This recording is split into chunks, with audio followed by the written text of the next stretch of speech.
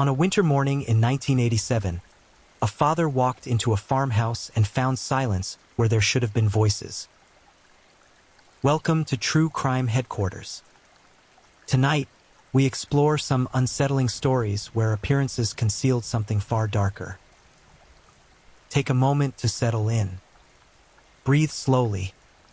Let the outside world fade. This is the story of the Coons family killings. Now let's begin. The landscape of rural Wisconsin carries a particular quality in winter. Fields stretch toward horizons interrupted only by farmhouses and silos, their distances measured not in miles but in the time it takes to drive between neighbors. It's a place where families know each other across generations, where the rhythm of agricultural life dictates social calendars, and where privacy exists not through anonymity but through the deliberate respect of space. In such communities, certain families become fixtures, known quantities whose presence feels as permanent as the land itself. If you enjoy listening and would like to find this channel again, you're welcome to subscribe.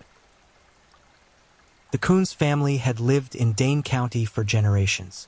By the 1980s, they represented something increasingly rare in American agriculture, a multi-generational farming operation that had survived economic pressures, shifting markets, and the steady migration of young people toward cities. The family farm, located near the unincorporated community of Bristol, had been in the Coons name since the early 20th century. It was modest by modern standards but substantial enough to support the extended family that worked its fields and tended its livestock. At the center of this family structure stood two households separated by little more than a driveway. The elder Coonses, Al and his wife, occupied one home, while their son Gary lived with his wife Marie and their children in another. This proximity was both practical and traditional. Gary worked alongside his father in managing the farm operations, and Marie helped where needed, particularly during harvest seasons when every available hand mattered. Their children, ranging in age from elementary school to early adolescence, attended local schools and participated in the 4-H clubs and church activities that formed the social backbone of rural life. Marie Coons was known in the community as quiet and devoted to her children. Those who knew her described a woman whose world centered almost entirely on her family. She attended parent-teacher conferences, volunteered at school functions, and maintained the household with a thoroughness that neighbors remembered as almost meticulous. Her children were similarly described: polite, well-behaved, the kind of young people who said please and thank you without prompting. They were not remarkable in the sense of standing out, but rather in the way they seemed to embody the values the community held dear. Gary Coons worked the farm with the kind of steady competence that doesn't attract particular notice. He rose early, managed the daily operations, and fulfilled the obligations that came with inherited land and family expectation. To outward appearances, his life followed a script written generations before, one that valued continuity, hard work, and the maintenance of what had been built by those who came before. But beneath the surface of routine, tensions existed that would only become visible in retrospect. Financial pressures affected nearly every farming family in the Midwest during the 1980s. The farm crisis of that decade saw land values plummet, interest rates soar, and foreclosures become commonplace. For families like the Coonses, whose identity and livelihood were inseparable from their land, these pressures created strains that went beyond mere economics. Pride, legacy, and self-worth became entangled with debt payments and market prices. There were other stresses as well, though these remained largely hidden within the family's private sphere. Neighbors would later recall that Gary seemed increasingly withdrawn in the months before January 1987. He spoke less at community gatherings, seemed distracted during casual conversations, and appeared to carry a weight that no one could quite identify. Some attributed this to the financial pressures facing all farmers. Others simply assumed it was the exhaustion that came with managing a family operation. Marie, too, showed signs that only made sense in hindsight. She mentioned to a friend that she felt increasingly isolated, that the rhythm of farm life left little room for the kind of social connections she needed. She spoke of feeling overwhelmed by responsibilities, of days that blurred into one another without variation or relief. These comments seemed unremarkable at the time, the ordinary complaints of a busy mother and farm wife. But they suggested an emotional landscape that was perhaps more complicated than the efficient household and well-mannered children indicated. The children themselves appeared untroubled to those who knew them. They attended school regularly, completed their assignments, and participated in age-appropriate activities. Teachers noted nothing concerning. Their friends' parents saw nothing that raised alarm. They were simply part of the community's fabric, present but not particularly noticed, existing within the protection of what seemed to be a stable, traditional family structure. January in Wisconsin brings a cold that feels absolute. The fields lie dormant under snow or frozen ground, and farm work shifts to maintenance, planning, and the indoor tasks that sustain operations when the land cannot be worked. It's a season of waiting, of shortened days and long nights, of families contained within homes heated against temperatures that can drop to dangerous extremes. On the morning of January 9, 1987, Al Coons made the short walk from his home to his son's house. The specific reason for his visit has been described variously in different accounts, perhaps to discuss farm business, perhaps simply the routine checking in that characterized their daily interactions. What he found when he entered the home would shatter the apparent normalcy that the family had presented to the world. The house was quiet in a way that felt immediately wrong. Al called out but received no response. Moving through rooms that should have been busy with the morning routines of a family preparing for school and work, he encountered instead a silence that carried its own message. What he discovered in those moments would transform the Coons family from a familiar, unremarkable presence in the community into the subject of shocked conversations and newspaper headlines. Marie Coons was dead. So were the children, all of them. The manner of their deaths immediately indicated that this was not an accident, not a carbon monoxide leak or fire or any of the tragedies that can befall rural families in winter. This was something deliberate, something that required intention and sustained action. The scene that Al Coons encountered contained evidence of violence, though the specific details were withheld by investigators in those first hours and days. What was immediately clear, however, was that Gary Coons was not present. His truck was gone. The investigation that would unfold in the hours and days following the discovery would need to answer not only what had happened, but where Gary Coons had gone and why. The call to the Dane County Sheriff's Department came in during the morning hours. Deputies who responded found Al Coons in a state of profound shock, barely able to articulate what he'd discovered. The scene they entered confirmed his halting descriptions. Multiple victims, clear evidence of intentional harm, and a primary suspect who had apparently fled. Within hours, the small community of Bristol and the surrounding areas would learn that something unthinkable had occurred in a household they'd all assumed they understood. The initial hours of any investigation into multiple deaths carry a particular urgency. Evidence must be documented, the scene must be preserved, and investigators must rapidly construct a timeline that might predict a suspect's movements and state of mind. In the Coons case, this urgency was heightened by the apparent flight of Gary Coons and the questions surrounding his intentions. Dane County Sheriff's deputies worked to secure the scene while simultaneously attempting to locate Gary Coons. His truck, a vehicle familiar to anyone who knew the family, became the subject of an immediate alert. Law enforcement agencies across Wisconsin and neighboring states received descriptions, license plate numbers, and the understanding that they were seeking a man who might be armed, might be desperate, and whose recent actions suggested extreme psychological distress or dangerous intent. As investigators documented the scene within the Coons home, a picture emerged of what had likely occurred in the hours before Al Coons' discovery. The medical examiner's preliminary assessment indicated that the deaths had occurred sometime during the night or very early morning hours. Marie and the children had been killed in ways that suggested they'd been attacked while sleeping or at least while unaware of immediate danger. This detail, while withheld from initial public statements, suggested a methodical rather than chaotic action. Someone moving through the home with purpose rather than in the grip of sudden rage. The question of motive occupied investigators from the beginning. In cases where family members kill other family members, certain patterns typically emerge. Financial desperation, particularly in farming communities facing the economic crisis of the 1980s, had driven some men to murder suicides, unable to face the loss of land that defined their identity and worth. Marital discord, hidden but then erupting into violence, explained other domestic homicides. Mental health crises, sometimes undiagnosed or untreated, could push individuals toward actions that seemed incomprehensible to those around them. Investigators began the process of interviewing anyone who'd had recent contact with Gary Coons. His father, despite his shock and grief, provided what information he could about his son's state of mind in recent weeks. Neighbors were questioned about any unusual observations. Friends and extended family members were asked whether Gary had made statements suggesting intention, despair, or rage. The picture that emerged was frustratingly incomplete. A man who'd seemed stressed but not overtly threatening, troubled but not visibly dangerous.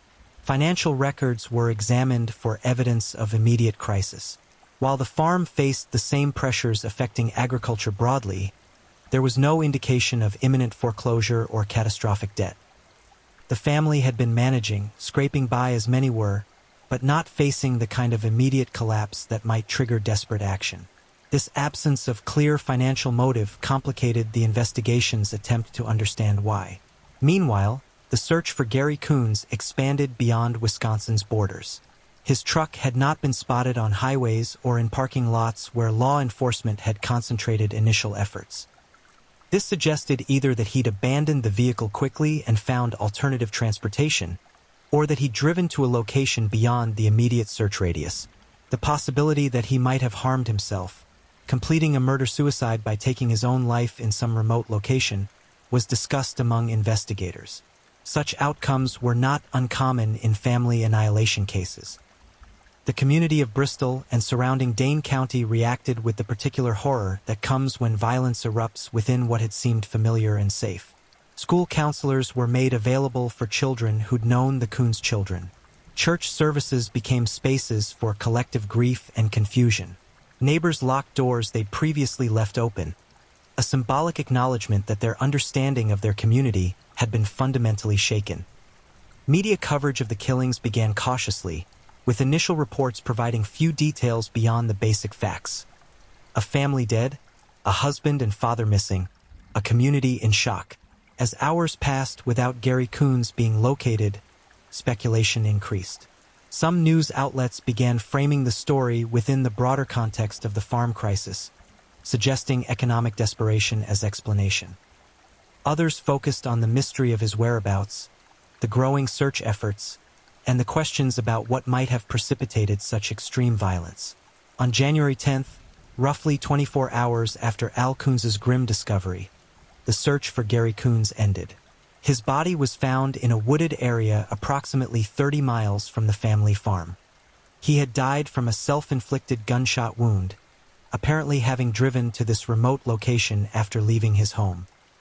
The weapon used was consistent with guns known to be owned by the family, tools of rural life that had been transformed into instruments of death. The discovery of Gary Coons's body closed the immediate investigation in terms of identifying the perpetrator but opened broader questions about understanding. With Gary dead, there would be no trial, no testimony, no opportunity for him to explain his actions or for investigators to question him about his state of mind. The evidence at the scene, the testimony of those who'd known him, and the forensic analysis of the timeline would have to suffice in constructing an explanation for what had occurred. Forensic investigation confirmed what the scene had suggested. Marie and the children had been shot while in their beds. The sequence of events appeared to have been methodical, with Gary moving through the house in a deliberate pattern. There was no evidence of a struggle, suggesting that victims had been killed before they could fully awaken or comprehend what was happening. This detail, horrifying in its implications, at least suggested that the victims had not suffered prolonged terror or pain. The timeline reconstructed by investigators indicated that Gary had killed his family sometime in the very early morning hours of January 9th, then driven immediately to the location where he would take his own life. The speed of this sequence, murder followed quickly by suicide, suggested premeditation rather than impulsive action. This was not a sudden rage that erupted and then subsided into regret. This was planned, executed, and completed according to some internal logic that Gary Coons carried with him to his death. Notes found in Gary's truck provided some insight into his thinking, though these documents raised as many questions as they answered. He wrote of feeling like a failure, of being unable to provide adequately for his family, of seeing no future that didn't involve loss and shame. He expressed love for his wife and children even as he described his intention to spare them from suffering he believed inevitable. This language, common in familial murder-suicides, reflected a profoundly distorted thinking in which killing loved ones could be reframed as protection, as mercy, as the final act of a desperate father rather than what it objectively was, violence against the most vulnerable people in his life. These writings revealed the particular tragedy at the heart of such cases. Gary Coons had apparently convinced himself that his family's future was so bleak, their suffering would be so profound, that death was preferable. He had made himself the arbiter of their lives, deciding for them that existence was no longer worth continuing. The narcissism inherent in this decision, the assumption that he could and should make such a choice for others, coexisted with expressions of love and regret that seemed genuine within his distorted framework. The investigation also examined whether Gary had sought help in the weeks before the killings. There was no evidence that he'd consulted mental health professionals or confided suicidal or homicidal thoughts to anyone who might have intervened. This silence was not unusual. Men in particular, especially in rural communities, often struggled to acknowledge psychological distress or seek support for emotional struggles. The cultural emphasis on self-reliance and stoicism that characterized farming communities could make reaching out for help seem like weakness or failure. The funerals for Marie Coons and her children drew crowds that overflowed the local church. In small communities, collective grief often finds expression in attendance at services, in the physical presence of neighbors who struggle to articulate their shock and sadness. The church that day held families who'd known the Coonses, children who'd played with the Coons children, teachers and coaches and community members who'd encountered the family in the ordinary interactions of rural life. Gary Coons was buried separately, in a smaller, quieter service. This separation reflected a community's struggle with how to grieve someone who'd committed such an act. While some family members mourned both the Gary they thought they'd known and the realization of what he'd done, others could not reconcile the role of perpetrator with the possibility of sympathy. Al Coons, who'd lost his son, daughter-in-law, and all his grandchildren in one incomprehensible act, faced a grief so layered and complex that those around him could only offer presence, unable to find words adequate to such loss.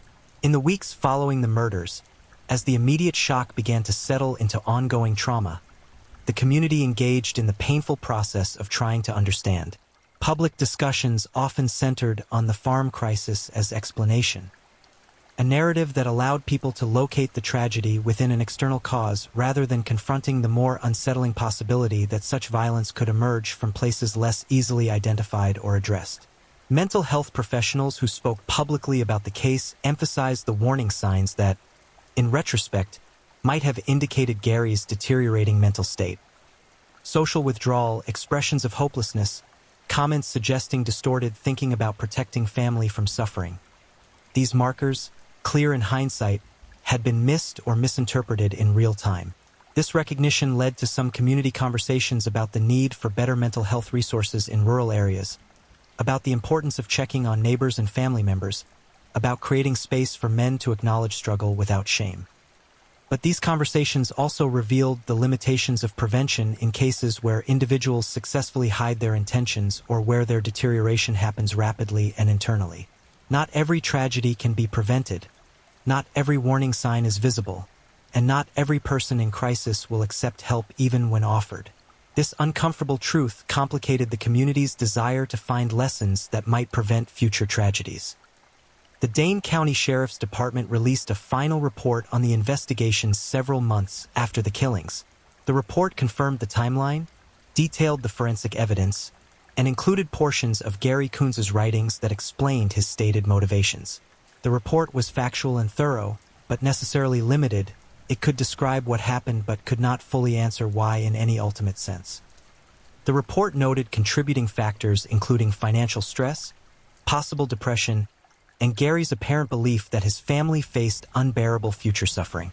But it also acknowledged the gap between these factors and the extreme act he committed, a gap that resists complete explanation.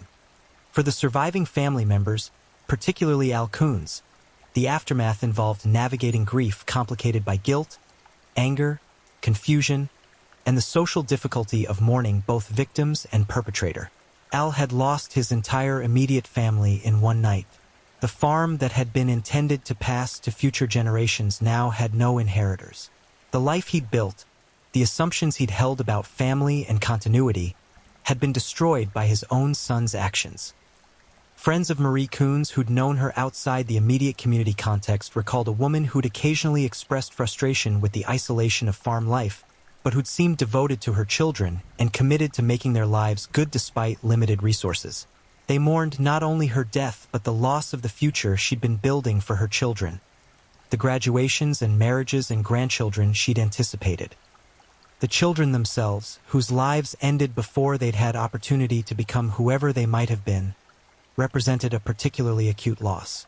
Potential, promise, and innocent trust had all been extinguished by someone who should have protected them. The impact on the wider community extended beyond immediate grief.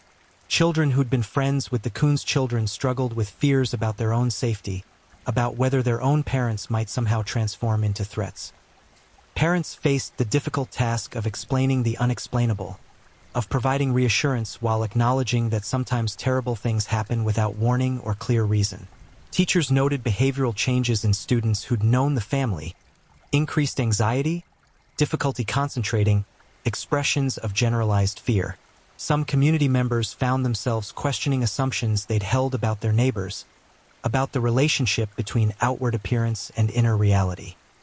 If the Coons family, so apparently normal, so integrated into community life, could harbor such dysfunction and violence, who else might be struggling invisibly?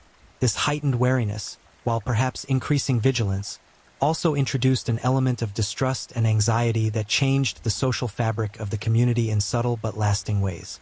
The farm itself became a source of difficult practical questions. Al Coons eventually sold the property, unable to continue operations alone and unwilling to remain in a place saturated with traumatic memory.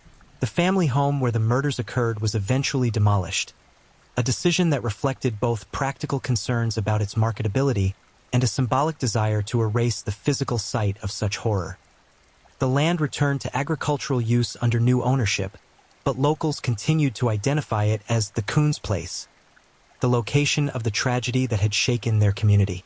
Media coverage of the case declined after the initial weeks, as tends to happen with stories that lack ongoing developments. There would be no trial to follow, no new revelations to report.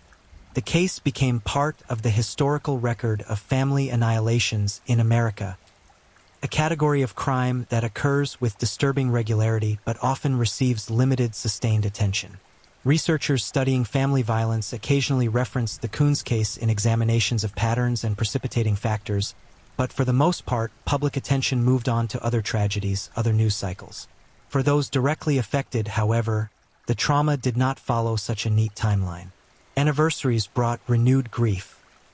Holidays meant for family celebration became painful reminders of absence.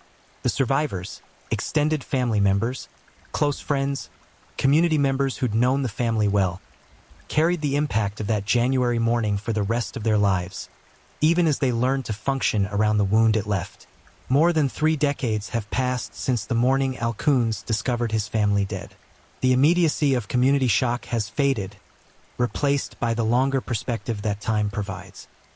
The case of the Coons family killings, while never widely known outside Wisconsin and true crime circles, offers insights into the particular vulnerabilities of rural families, the hidden crises that can exist behind apparent normalcy, and the devastating human cost when an individual's internal distortion leads to violence against those they claim to love.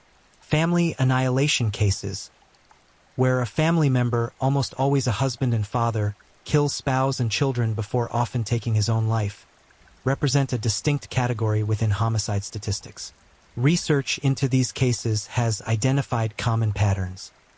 Perpetrators who face or perceive catastrophic loss of status, providers who cannot accept that their families might survive and even thrive without them, individuals who possess controlling personalities and who would rather destroy their families than allow them autonomy or witness them experiencing hardship. The language perpetrators use often frames their actions as mercy, protection, or the final act of a loving father, revealing the profound distortion in thinking that allows violence to be reframed as care. Gary Coons's case fits this pattern in many respects. His writings indicated a belief that his family's future without his successful provision would be unbearable.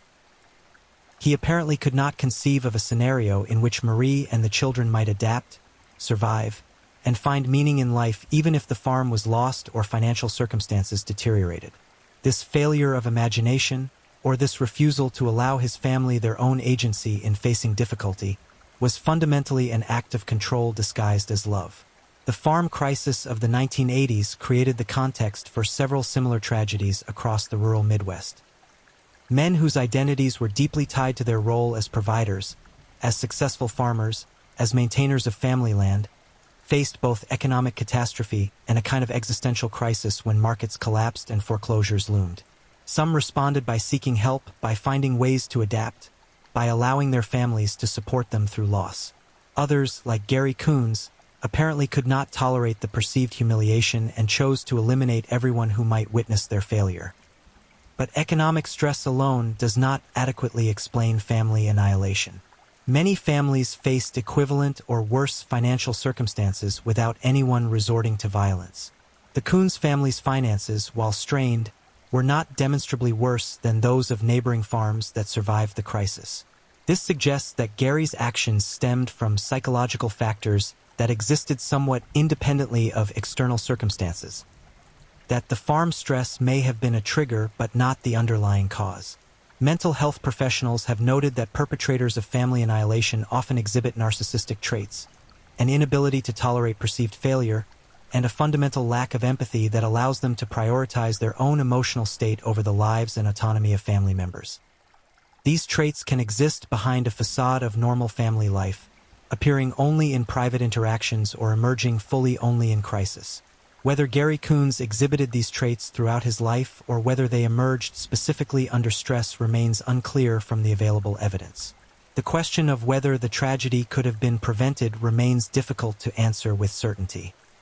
In the absence of clear threats communicated to others, in a context where Gary's distress seemed equivalent to that of many others facing similar circumstances, intervention would have required either Gary himself recognizing his need for help or someone close to him perceiving risk that was not obviously present. The stigma surrounding mental health treatment in rural communities, particularly for men, likely contributed to Gary's failure to seek support even if some part of him recognized his deteriorating state. Marie Coons's agency and experience remain somewhat obscured in accounts of the case, as often happens when women are victims of domestic violence that culminates in murder. Whether she recognized danger in her husband's state of mind, whether she felt trapped by circumstances or fearful of his potential for violence, whether she considered leaving with the children, these questions remain unanswered. Friends indicated she'd expressed feelings of isolation and being overwhelmed, but whether these comments reflected awareness of specific danger from Gary or simply the general stress of farm life is uncertain. The children's perspectives are entirely absent from the historical record, as is inevitably the case when young victims are killed before they can articulate their experiences. Whether they sensed tension in their home, whether they felt safe or anxious, whether they had any awareness of their father's deteriorating mental state, all of this died with them. What remains is only the external observations of teachers and friends who describe them as apparently happy, well-adjusted children, which may reflect reality or may simply indicate that they'd learned to present a certain face to the outside world. For communities that experience such tragedies, the long-term impact includes both specific changes: increased attention to mental health resources, greater willingness to check on neighbors, enhanced training for teachers and others who work with families, and more diffuse effects on collective psychology. The sense of safety and predictability that characterized rural life becomes qualified by the knowledge that violence can emerge from unexpected places. Trust becomes more conditional, privacy more suspect, normalcy itself questionable. The broader cultural conversation about family violence, toxic masculinity, and the particular vulnerabilities of rural communities has evolved significantly since 1987. The language and frameworks for understanding domestic violence, controlling behavior, and the warning signs of dangerous ideation have become more sophisticated. Resources for people in crisis have expanded, though access remains challenging in rural areas. The stigma surrounding mental health has decreased somewhat, though significant barriers remain, especially for men whose identities are tied to traditional notions of strength and self-sufficiency. Yet family annihilation cases continue to occur with disturbing regularity across the United States. Every few months, news reports describe another family killed by a husband and father who then takes his own life. The patterns remain consistent.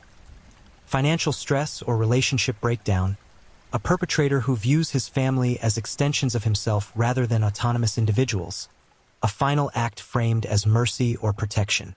Each case leaves behind surviving family members struggling with grief and guilt, communities shaken by violence they failed to predict, and professionals wondering whether anything could have been done differently. The legacy of the Coons family killings exists on multiple levels. For those who knew them personally, it remains a source of ongoing grief and trauma, a wound that time has made manageable but never fully healed. For the community of Bristol and surrounding Dane County, it serves as a reminder of vulnerability and the limits of knowing others truly. For researchers and professionals working on family violence prevention, it provides data points and patterns that contribute to understanding risk factors and potential interventions. But perhaps most importantly, the case raises uncomfortable questions about the narratives we construct around family, provision, and masculine identity. When a man's sense of worth is entirely dependent on his ability to provide economically, what happens when that provision becomes impossible? When family is viewed not as a collection of individuals with their own agency and resilience, but as dependents whose lives have meaning only in relation to the patriarch, what prevents that patriarch from deciding their fates? When asking for help is stigmatized as weakness and admitting struggle threatens masculine identity, how can men in crisis find the support they need before distortion leads to violence? These questions extend far beyond the specific case of the Coons family. They speak to ongoing challenges in how American culture constructs masculinity, how rural communities address mental health, how families navigate economic stress, and how society prevents violence that emerges from ideology as much as from individual pathology. The Coons case offers no simple answers, but it illuminates the questions with painful clarity. What remains, ultimately, is the absence. 5 lives that should have continued. Marie, who might have lived to see grandchildren. Children who should have grown into whatever futures they chose.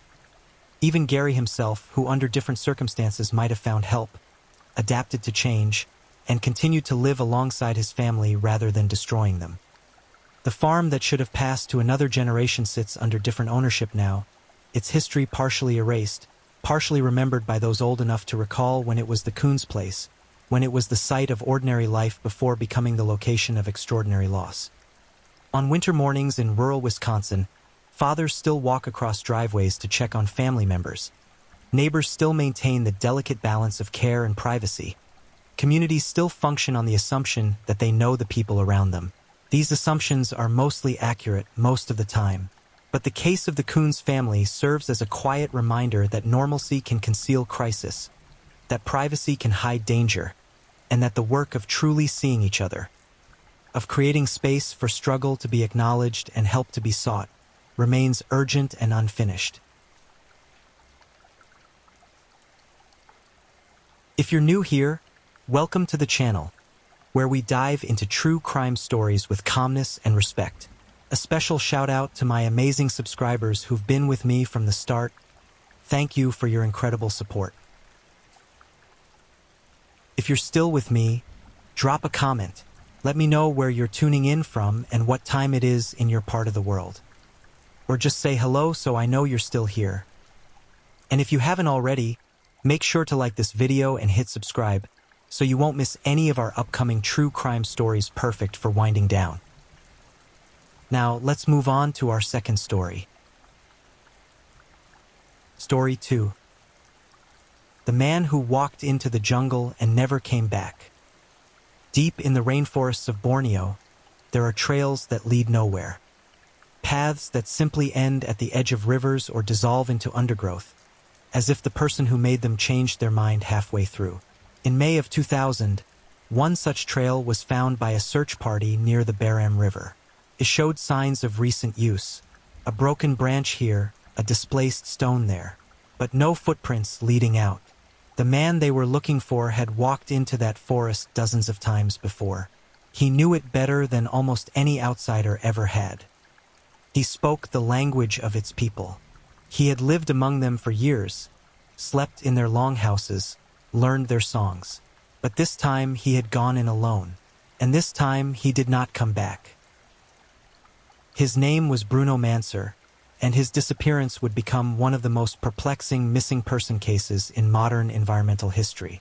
Not because the jungle was unfamiliar to him, but precisely because it was not.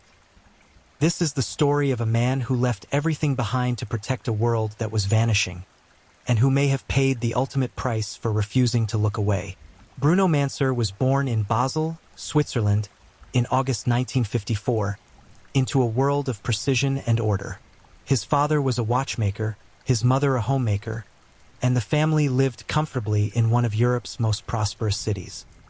Basel sat on the Rhine River, a hub of pharmaceutical companies and medieval architecture, where church bells rang on the hour and trains ran precisely on time. It was a place of rules, schedules, and expectations. From the beginning, Bruno did not quite fit. As a child, he was curious but restless. Teachers described him as bright but distracted, more interested in the woods outside the classroom window than the lessons being taught inside. He spent his free time exploring the forests around Basel, collecting plants, watching animals, teaching himself to move quietly through the underbrush. By his teenage years, he had become something of a loner, uncomfortable in crowds, happiest when alone in nature. His parents hoped he would follow his father into the watchmaking trade, or perhaps attend university, but Bruno had other ideas. He was drawn to the wilderness with an intensity that worried those who knew him. It was not a hobby. It was something deeper, almost compulsive. In his early 20s, Bruno took a series of odd jobs, never staying long in any of them. He worked as a cowherd in the Swiss Alps, living in remote mountain huts for months at a time. He trained as a shepherd, learning to survive with minimal supplies, to navigate by the stars, to endure isolation. These were not typical career choices for a young man from Basel, and his family struggled to understand. But Bruno was not preparing for a conventional life. He was preparing for something else entirely. He read voraciously, books on indigenous cultures, survival techniques, anthropology, ecology. He practiced going without food, testing his limits, learning to endure discomfort. He was, in a sense, training himself for a journey he had not yet defined. By the mid-1980s, Bruno had made a decision. He wanted to live with an indigenous tribe, somewhere far from the industrial world, somewhere untouched by modernity. He wanted to understand how humans had lived for thousands of years before cities and factories and schedules. He was not interested in tourism or academic study. He wanted immersion, complete and total. He wanted to disappear into another world. He chose Borneo. The island of Borneo, split between Malaysia, Indonesia, and Brunei, was home to some of the oldest rainforests on Earth. Dense, vast, and largely unmapped, it was a place where indigenous groups had lived for millennia, their lives intertwined with the forest in ways outsiders could barely comprehend. Among these groups were the Penan, a nomadic people who moved through the jungle with a knowledge so deep it seemed almost telepathic. They had no written language, no permanent settlements.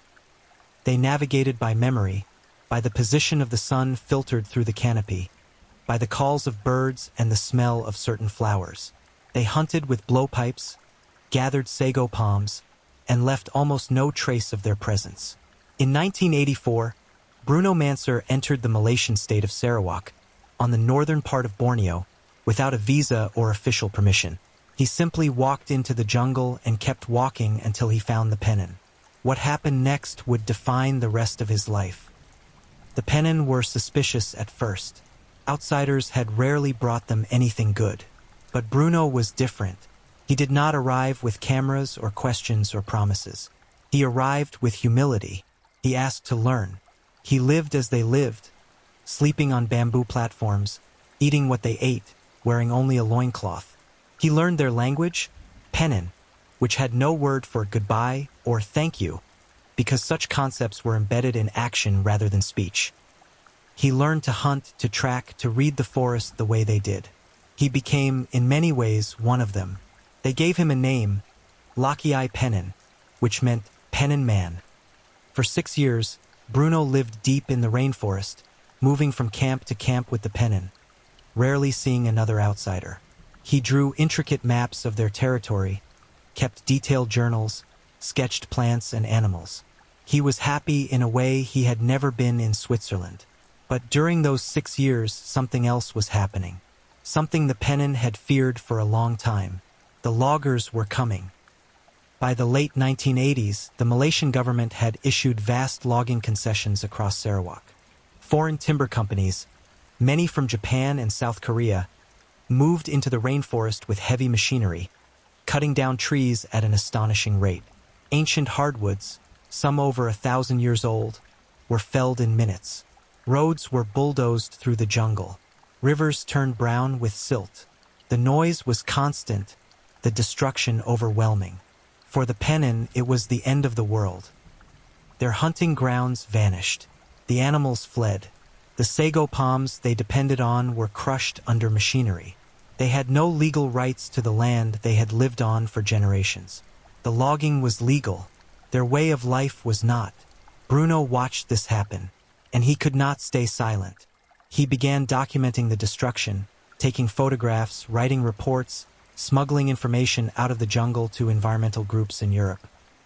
He helped the Penin organize blockades, using their own bodies to stop logging trucks on the roads. These blockades were peaceful, but they were also illegal. The Malaysian authorities responded with arrests, intimidation, and violence. Bruno became a wanted man. The government accused him of inciting rebellion, of being a foreign agitator. There was a warrant for his arrest. He could not leave the jungle without being detained. But he also could not stop. Because by then, Bruno Manser had found his purpose. And purposes once found are not easily abandoned. In 1987, the first blockade went up along a logging road near the Baram River. It was built from branches and vines, a fragile barrier across a dirt road carved into the forest. Behind it stood a group of Penin families, men and women and children, silent and unmoving. They had no weapons. They did not shout or threaten. They simply stood in the way. The logging truck stopped. For a few hours, there was a standoff. Then the police arrived. Bruno Manser was not at that first blockade. He was deeper in the forest, moving between Penin camps, helping to organize, to plan, to document. But he heard about it immediately. Word traveled through the jungle in ways outsiders did not understand, carried by messengers who moved faster on foot than vehicles could on the crude logging roads. The blockade had been dismantled. Several Penin had been arrested. But something had shifted. The Penin, who had always avoided conflict, who had simply retreated deeper into the forest when outsiders came, had decided to stand and fight. Not with violence, but with presence. With refusal. More blockades went up. By 1988, there were dozens scattered across Sarawak, each one a quiet act of defiance. The Penin were joined by other indigenous groups, the Kayan and Kenya, who were also losing their lands to the chainsaws. International media began to pay attention. Photographs of indigenous people standing in front of bulldozers appeared in newspapers in Europe and North America. Environmental groups sent representatives. The Malaysian government, embarrassed by the attention, cracked down harder. Hundreds of indigenous protesters were arrested. Some were held for weeks without trial. The logging continued. Bruno moved through this escalating conflict like a ghost. He could not risk being captured, so he stayed hidden, communicating through intermediaries, writing letters that were carried out of the jungle by hand and mailed from distant towns. He sent detailed reports to environmental organizations in Switzerland, Germany, and Britain. He described the logging in precise, factual language, the number of trees cut per day, the species being destroyed, the erosion of riverbanks, the collapse of wildlife populations. He included maps, photographs, testimonies from Penn elders. His documentation was meticulous, undeniable. In 1989, Bruno made a decision that would change everything. He decided to leave the jungle. It was a dangerous gamble. The warrant for his arrest was still active. But Bruno believed the only way to save the Pennon was to bring their story directly to the world. He needed to speak to governments, to journalists, to anyone who would listen. So he arranged a covert extraction. With the help of environmental activists, he slipped out of Sarawak, traveling at night, avoiding checkpoints, eventually making his way to the border and then to Thailand. From there, he flew to Europe. The reaction was immediate. Bruno Manser became an international figure almost overnight. He gave speeches in packed auditoriums, appeared on television, met with politicians. He was articulate, passionate, and credible. He had lived with the Pennon for 6 years. He spoke their language. He had seen the destruction firsthand. He showed photographs of clear-cut forests, of rivers choked with mud, of Pennon families sitting beside the ruins of their homes. He demanded action. He called for boycotts of tropical timber. He asked European governments to pressure Malaysia to halt the logging. Some listened. Switzerland, Germany, and Austria introduced measures to restrict the import of tropical hardwoods. Environmental organizations launched campaigns. There were protests outside Malaysian embassies. But the Malaysian government was furious. They accused Bruno of being a spy, a manipulator, a liar. They said he had brainwashed the Pennon, that the indigenous people were happy with development, that logging brought jobs and progress. They banned him from ever returning to Malaysia. If he set foot in the country again, he would be arrested on sight.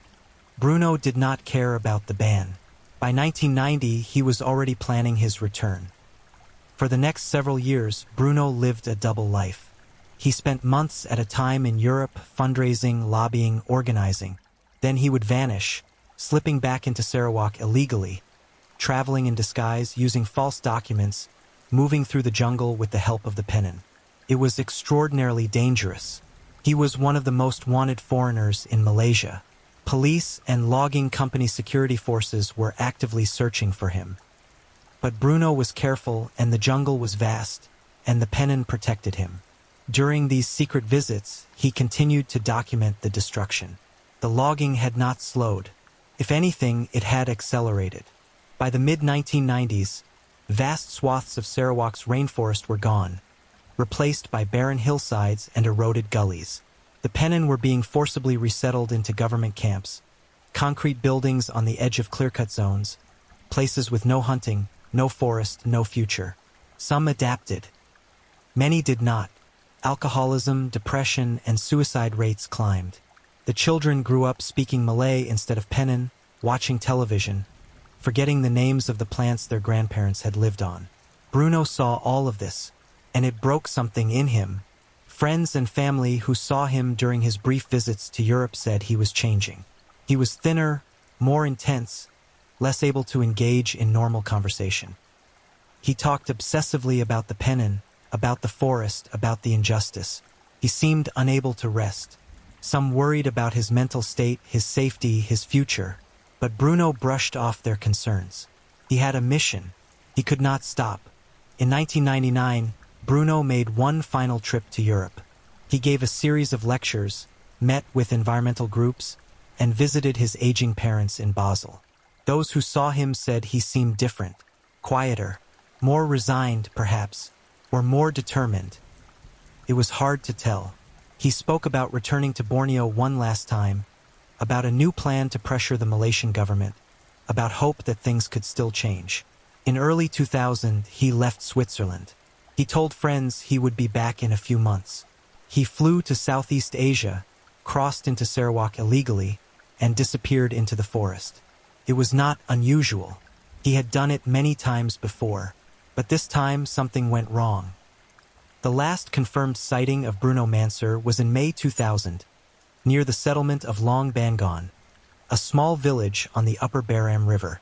A Pennon man later reported that Bruno had passed through the area, that he had seemed well, that he had spoken about traveling deeper into the forest to visit other communities. He was alone, which was not unusual. Bruno often traveled alone, navigating by memory, carrying little more than a backpack with a notebook, a camera, and some basic supplies. After that, there was nothing. Days passed, then weeks. Bruno had told contacts in Europe that he would send word when he could, but no messages came. Environmental groups began to worry. They reached out to Penin communities through intermediaries, asking if anyone had seen him. The responses were vague, uncertain. Some said they had heard he was in the forest. Others said they had not seen him in months. The jungle was vast, communication was difficult, and Bruno had always been elusive. By June, it was clear something was wrong. A search was organized, led by Penin guides who knew the area intimately. They retraced Bruno's likely routes, checked campsites, spoke to families in remote longhouses. They found the trail near the Baram River, the one that ended abruptly with no sign of continuation. They found no body, no blood, no evidence of violence. Just the absence of a person who should have been there. Theories emerged almost immediately. Some believed Bruno had been murdered, possibly by logging company security or by individuals paid to silence him. He had been a thorn in the side of powerful interests for over a decade. The logging industry in Sarawak was worth billions. There were rumors of corruption, of politicians receiving kickbacks, of enforcers who dealt with problems quietly. Bruno would not have been the first activist to disappear in suspicious circumstances. But there was no proof, no witnesses, no body. Others thought he might have died of natural causes, an accident in the jungle. A fall, a snake bite, drowning in a river swollen by monsoon rains. The rainforest is unforgiving. Even experienced travelers make mistakes. Bruno had been living on the edge for years, constantly on the move, often alone, sometimes unwell. It was possible he had simply miscalculated, taken a wrong step, and the jungle had claimed him. His body, if that was the case, would have decomposed within days, consumed by insects and scavengers, leaving almost nothing behind. A third theory suggested he had chosen to disappear, that he had walked into the forest intentionally, intending never to return. Some who knew him said he had become increasingly disillusioned, worn down by years of struggle with little to show for it. The Penin were still losing their land. The logging continued. The Malaysian government had not changed its policies. Perhaps Bruno, exhausted and heartbroken, had decided to end his life on his own terms, in the place he loved most. It was a dark thought, but not an implausible one. The Malaysian authorities conducted their own investigation, though it was brief and inconclusive. They interviewed a few people, sent a small search team into the forest, and then closed the case. Their official position was that Bruno Manser had likely died in an accident, that the jungle had simply taken him. They did not pursue the possibility of foul play. They did not offer theories about who might have wanted him gone. The message was clear. Bruno Manser was not coming back, and the government had no interest in digging deeper. His family in Switzerland refused to accept that. In 2005, after 5 years of silence, they petitioned a Swiss court to have Bruno officially declared dead.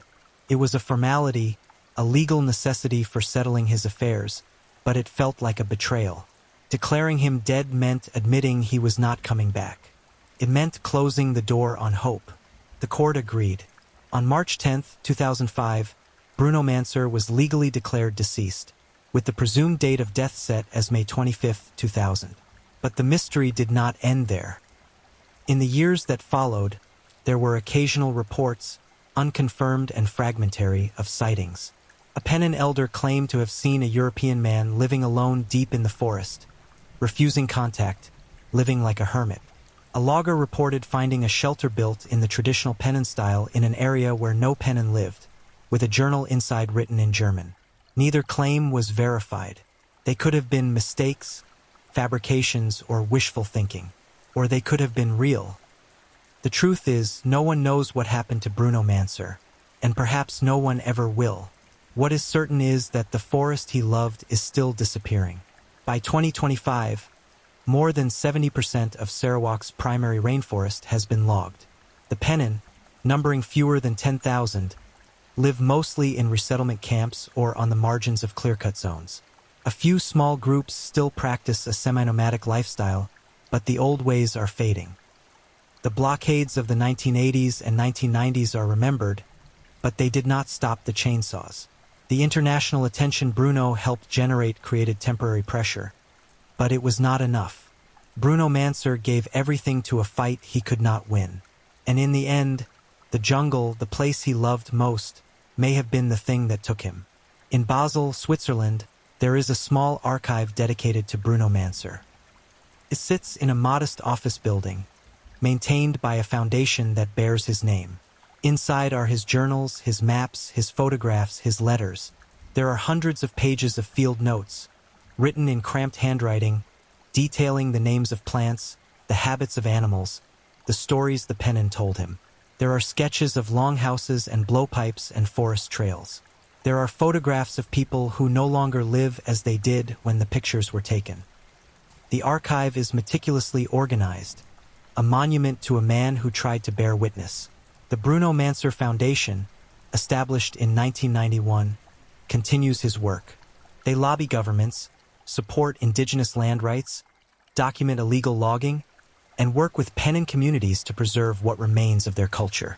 They have had some successes. Small areas of forest have been protected. Some Pennon groups have gained limited legal recognition. But the larger battle, the one Bruno fought, is still being lost. The forests are still falling, just more slowly now, more quietly, with better public relations. Among those who knew him, opinions about Bruno Manser remain divided. Some see him as a hero, a man of extraordinary courage who sacrificed everything for a cause that was not his own. He had no obligation to the pennon, no personal stake in the survival of Borneo's rainforests. He could have stayed in Switzerland, lived a comfortable life, looked away. But he did not. He chose to stand with people who had no voice, to speak for a world that could not speak for itself. He spent the best years of his life in a jungle, living in poverty, risking arrest, enduring isolation, all because he believed it was right. Others are more critical. They argue that Bruno was, in some ways, a product of romantic colonialism, a white European who inserted himself into an indigenous struggle and made it about himself. They point out that the pennon had lived sustainably for thousands of years without needing a Swiss activist to teach them about ecology. They note that Bruno's media presence sometimes overshadowed the voices of the pennon themselves, that he became the face of their movement in a way that perhaps he should not have been. They question whether his methods, the illegal border crossings, the confrontational tactics, ultimately helped or hurt the cause. Both perspectives have merit. Bruno Manser was neither saint nor savior. He was a deeply complicated person, driven by a mix of idealism, alienation, and something harder to name. He did not fit in his own world, so he tried to find a place in another. He did good, real and measurable good, but he also made mistakes. He romanticized the pennon in some ways, just as many Westerners romanticize indigenous cultures, projecting onto them a purity and simplicity that does not fully exist. But he also lived among them longer and more authentically than almost any outsider ever had. He learned their language, earned their trust, and fought for them when no one else would. The question of what happened to him remains unanswered, and it probably always will. The Malaysian government has never reopened the investigation. No new evidence has emerged. The jungle keeps its secrets, but there are moments in the stories that still circulate among the pennon, when Bruno feels present. They speak of him in the present tense sometimes, as if he is still out there, still walking the trails, still watching. It is not literal belief, but something else. A way of remembering, a way of honoring. In their language, there is no word for goodbye, only the assumption that paths will cross again. In 2019, a Swiss journalist named Ruedi Suter published a book based on years of research into Bruno's disappearance. He interviewed dozens of people, retraced Bruno's final known movements, examined Malaysian police files. His conclusion was measured and unsatisfying. Bruno most likely died in the jungle either by accident or by design, but the exact circumstances would never be known. There was no smoking gun, no hidden conspiracy, just the messy, ambiguous end of a man who had lived a messy, ambiguous life. But Suter also uncovered something else. In his interviews with Pennon elders, he heard a recurring sentiment. They did not speak of Bruno as a victim or a martyr. They spoke of him as family. One elder, an older woman named Bilong, said something that Suter later quoted in his book. She said that Bruno had understood something most outsiders did not. He understood that the forest was not separate from the people. It was not a place you visited or a resource you managed. It was breath and food and memory and future. It was everything. And when the forest died, the people died too. Not always physically, but in ways that mattered just as much. Bruno Manser saw that. He saw it clearly enough to give up everything else. And whether he died fighting for it or simply gave himself to it in the end, the outcome is the same. He became part of the story he tried to tell. The Barham River still flows through the mountains of Sarawak, though its waters run muddier now than they did 40 years ago. The trees that lined its banks, trees that took centuries to grow, are gone, cut down and shipped overseas, turned into furniture and flooring and profit margins. The Pennons still live in the area, though fewer each year, and those who remain speak more Malay than Pennon, work in palm oil plantations, send their children to schools where the rainforest is taught as history rather than home. And sometimes, on quiet evenings when the mist settles into the valleys, they tell stories about a strange man from far away who came to live with them, who learned their language and slept in their longhouses and stood beside them when the machines came. They tell their children that he walked into the jungle one day and never walked out, that he is still there in some way, watching, waiting, part of the forest now like everything else that has been lost. There are trails in the jungle that lead nowhere, paths that end suddenly, as if the person who made them simply stopped, as if they had found what they were looking for, or as if what they were looking for had found them. Bruno Manser walked into the jungle in May of 2000, and he did not come back. The question is not whether he is gone. The question is whether, in the only way that mattered to him, he ever left at all. If you're enjoying these stories, don't forget to leave a comment. I'd love to hear where you're tuning in from and what time it is in your part of the world. And if you haven't already, be sure to like this video and subscribe so you don't miss the next true crime story to help you drift off to sleep. Now, let's move on to our third story. Story 3. The Quiet Unraveling. In the spring of 1987, a young man walked into a police station in Quebec and confessed to something no one had yet discovered. Louis Roy was born into the kind of ordinary life that rarely makes headlines. Growing up in Quebec during the 1960s and early 1970s, he existed within the fabric of a society undergoing profound transformation. The Quiet Revolution had reshaped the province's cultural identity, loosening the grip of traditional institutions while simultaneously creating new uncertainties about what would replace them. For families like the Roys, this period meant navigating between old expectations and emerging possibilities, between the security of established patterns and the anxiety of constant change.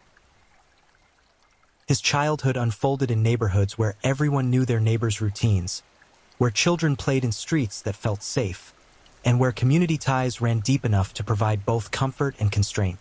Those who remembered Louis from these early years described him in terms that resisted drama. Quiet, polite, unremarkable in the ways that allow someone to move through social spaces without drawing particular attention. He attended local schools, participated in the rhythms of family life, and presented no obvious signs of the darkness that would later emerge. But beneath surfaces that appeared calm, something else was taking shape.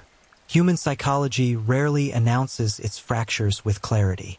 Instead, disturbances often manifest in subtle ways. Small disconnections, minor difficulties in forming bonds, a quality of emotional distance that others might notice only in retrospect. Louis seemed to exist at a slight remove from those around him, not enough to alarm anyone, but enough to be remembered later as someone who never quite fit the expected patterns of adolescent connection and growth. His teenage years coincided with broader social currents that were reshaping Canadian attitudes toward sexuality, authority, and personal freedom. The 1970s brought new conversations about individual rights and the questioning of traditional power structures. Yet, for some individuals, these cultural shifts created more confusion than liberation. Lewis struggled with aspects of his identity in ways he couldn't articulate to others, perhaps even to himself. The language for discussing such internal conflicts remained limited, especially for young men growing up in communities where vulnerability was rarely encouraged or understood. By his late teens and early 20s, Lewis had begun to drift. He moved through a series of jobs that offered little satisfaction, each one a temporary landing place rather than a destination. He formed few lasting friendships and maintained only superficial relationships with women. Those who interacted with him in these years might have described him as pleasant enough but forgettable, someone who left little impression after conversations ended. This quality of invisibility would later prove significant, allowing him to move through public spaces without attracting the kind of scrutiny that might have altered what was to come. The city of Montreal, where Lewis spent much of his young adult life, was itself a study in contrasts during this period. It was a place of remarkable cultural richness and architectural beauty, but also one where economic pressures created pockets of vulnerability. Certain neighborhoods attracted transient populations, people passing through, individuals on the margins, those whose disappearances might not be immediately noticed or investigated with urgency. This social geography would prove crucial to understanding how Lewis's actions could unfold over time without detection. In the mid-1980s, Lewis's behavior began to shift in ways that, viewed from the outside, might have seemed like efforts at self-improvement. He became more deliberate in his routines, more purposeful in how he structured his time. He acquired a vehicle which gave him mobility and privacy. He developed patterns of movement through the city that appeared normal but served purposes known only to him. To neighbors and co-workers, if they thought of him at all, he remained what he had always been. A quiet man who kept to himself, who caused no trouble, who blended into the background of urban life. What no one could see was the internal landscape Lewis inhabited, the fantasies that had begun to consume more of his mental energy, the line between thought and action that was gradually dissolving. Criminal psychology has long recognized that certain individuals experience a progression in which deviant thoughts become increasingly difficult to contain within the realm of imagination. For reasons that remain imperfectly understood despite decades of research, some people move from fantasy to planning to action, crossing boundaries that most human beings find unthinkable. The first indication that something had gone terribly wrong came not from any systematic investigation but from absence itself. In 1986, a young man failed to return home one evening. His family reported him missing, initiating the kind of inquiry that police departments handle with disturbing frequency. Most missing persons cases resolve within days, the individual returns, or a logical explanation emerges. But some do not resolve at all, instead becoming cold case files that accumulate in storage rooms, waiting for information that may never arrive. Within months, another disappearance followed, then another. The victims were young men, typically in their late teens or early 20s, often individuals living on the margins of conventional society. Some were sex workers, others were struggling with addiction or homelessness. All were vulnerable in ways that made their absence less likely to generate immediate alarm. This pattern, the targeting of marginalized individuals, is a common thread in cases where predators operate undetected for extended periods.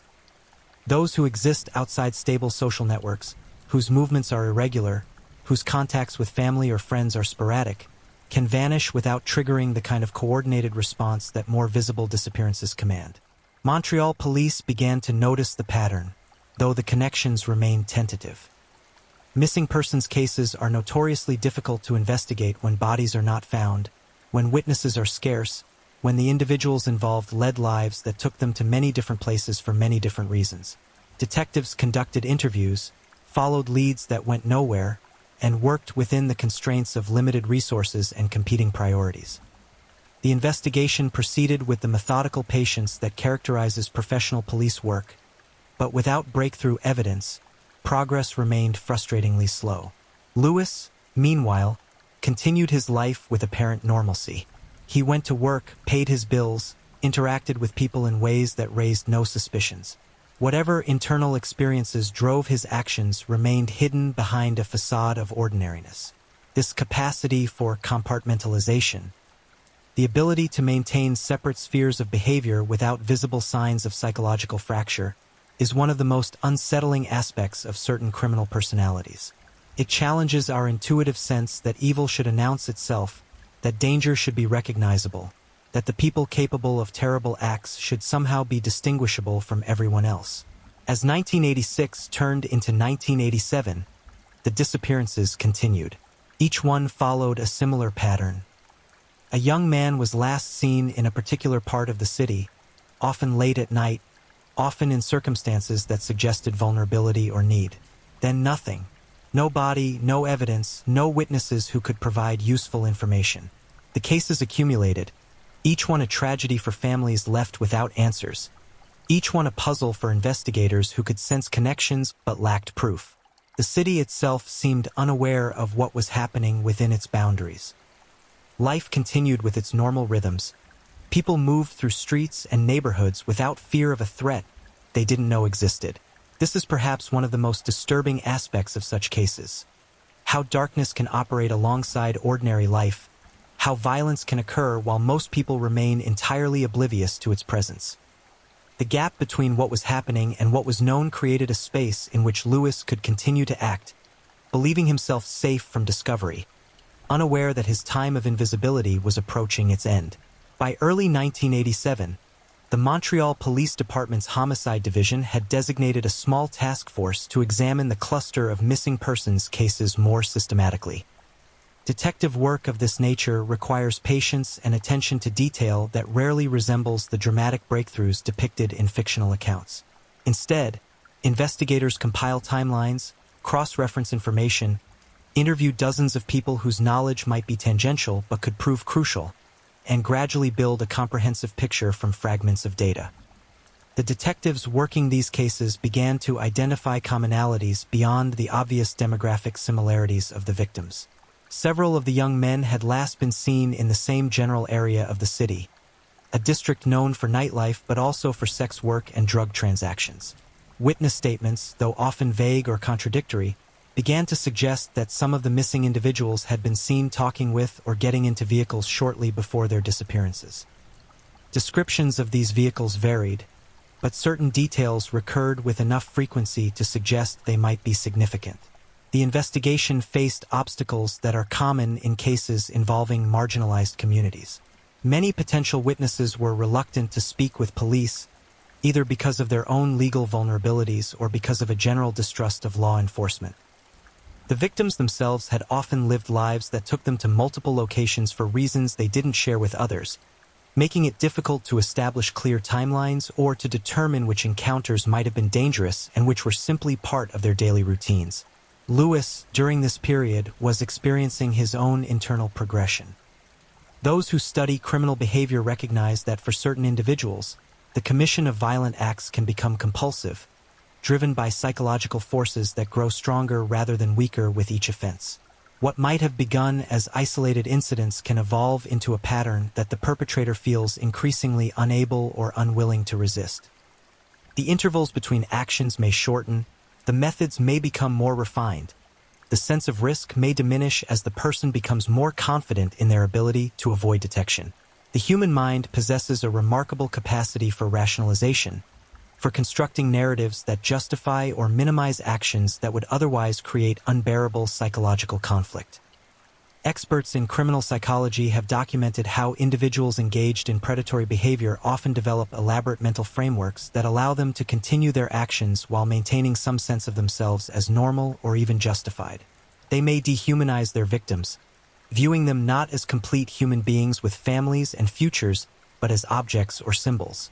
They may convince themselves that their victims somehow invited or deserved what happened to them. These psychological mechanisms, while disturbing, are crucial for understanding how someone can repeatedly commit terrible acts without succumbing to paralyzing guilt or self-awareness. In March of 1987, another young man disappeared under circumstances that now seemed grimly familiar. He was 21 years old, had been struggling with substance abuse, and was last seen in the same district where previous victims had vanished. His family reported him missing within days, and this time, the investigating officers immediately connected the case to the growing list of disappearances. The pattern had become too clear to ignore, and the realization that they were likely dealing with a serial predator brought new urgency to the investigation. The task force expanded, bringing in additional detectives and beginning to coordinate with other law enforcement agencies. They reviewed similar cases from other parts of Quebec, looking for connections that might extend beyond Montreal. They consulted with experts in criminal profiling, a relatively new field in Canadian law enforcement at that time, but one that was gaining credibility as a tool for understanding perpetrator behavior and prioritizing investigative strategies. The profile that emerged suggested they were looking for someone who lived or worked in the area where victims disappeared, someone who had access to a vehicle and enough privacy to commit crimes without immediate discovery. The targeting of marginalized young men suggested someone whose own sexual identity or desires might be a source of internal conflict, someone who was acting out violent fantasies that had likely been developing over a long period. The ability to move through public spaces without attracting attention indicated someone who appeared normal, who didn't fit stereotypical images of a dangerous person, who had mastered the art of seeming harmless or trustworthy. This profile fit thousands of men in Montreal. Without physical evidence or witness testimony that could narrow the field significantly, the investigation remained frustratingly broad. Detectives worked long hours pursuing leads, conducting surveillance in areas where victims had disappeared, and hoping for the break that would transform speculation into actionable intelligence. Lewis, had he been aware of the investigation's progress, might have felt the first tremors of anxiety.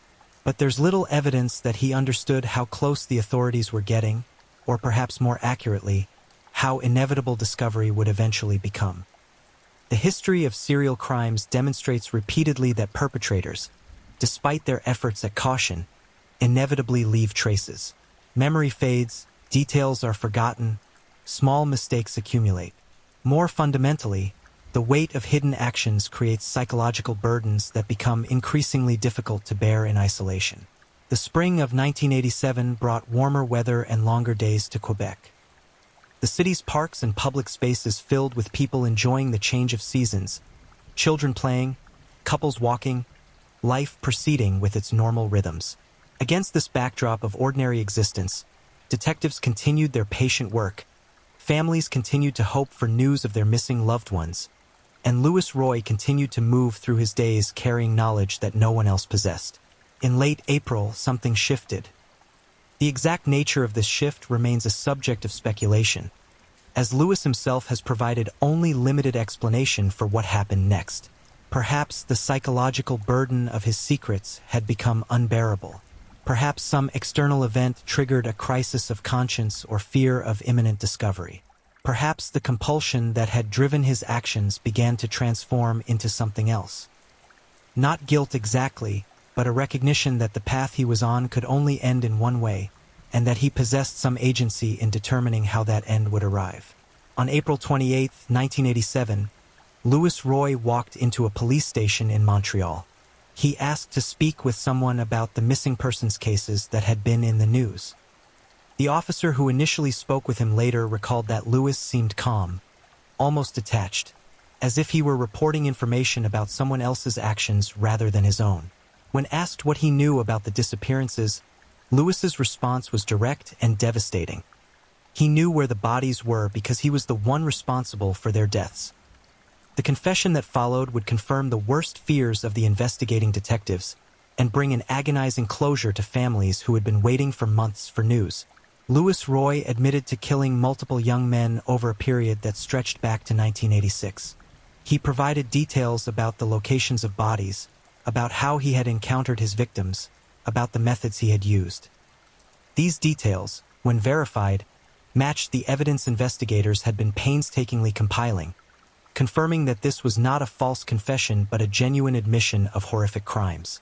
The immediate aftermath of Louis's confession brought a flurry of activity. Detectives mobilized to verify his claims, recovery teams were dispatched to the locations he identified, and the full machinery of criminal justice began to process what had been revealed. The news media, which had been covering the disappearances with increasing attention, now had a name and a face to attach to the crimes.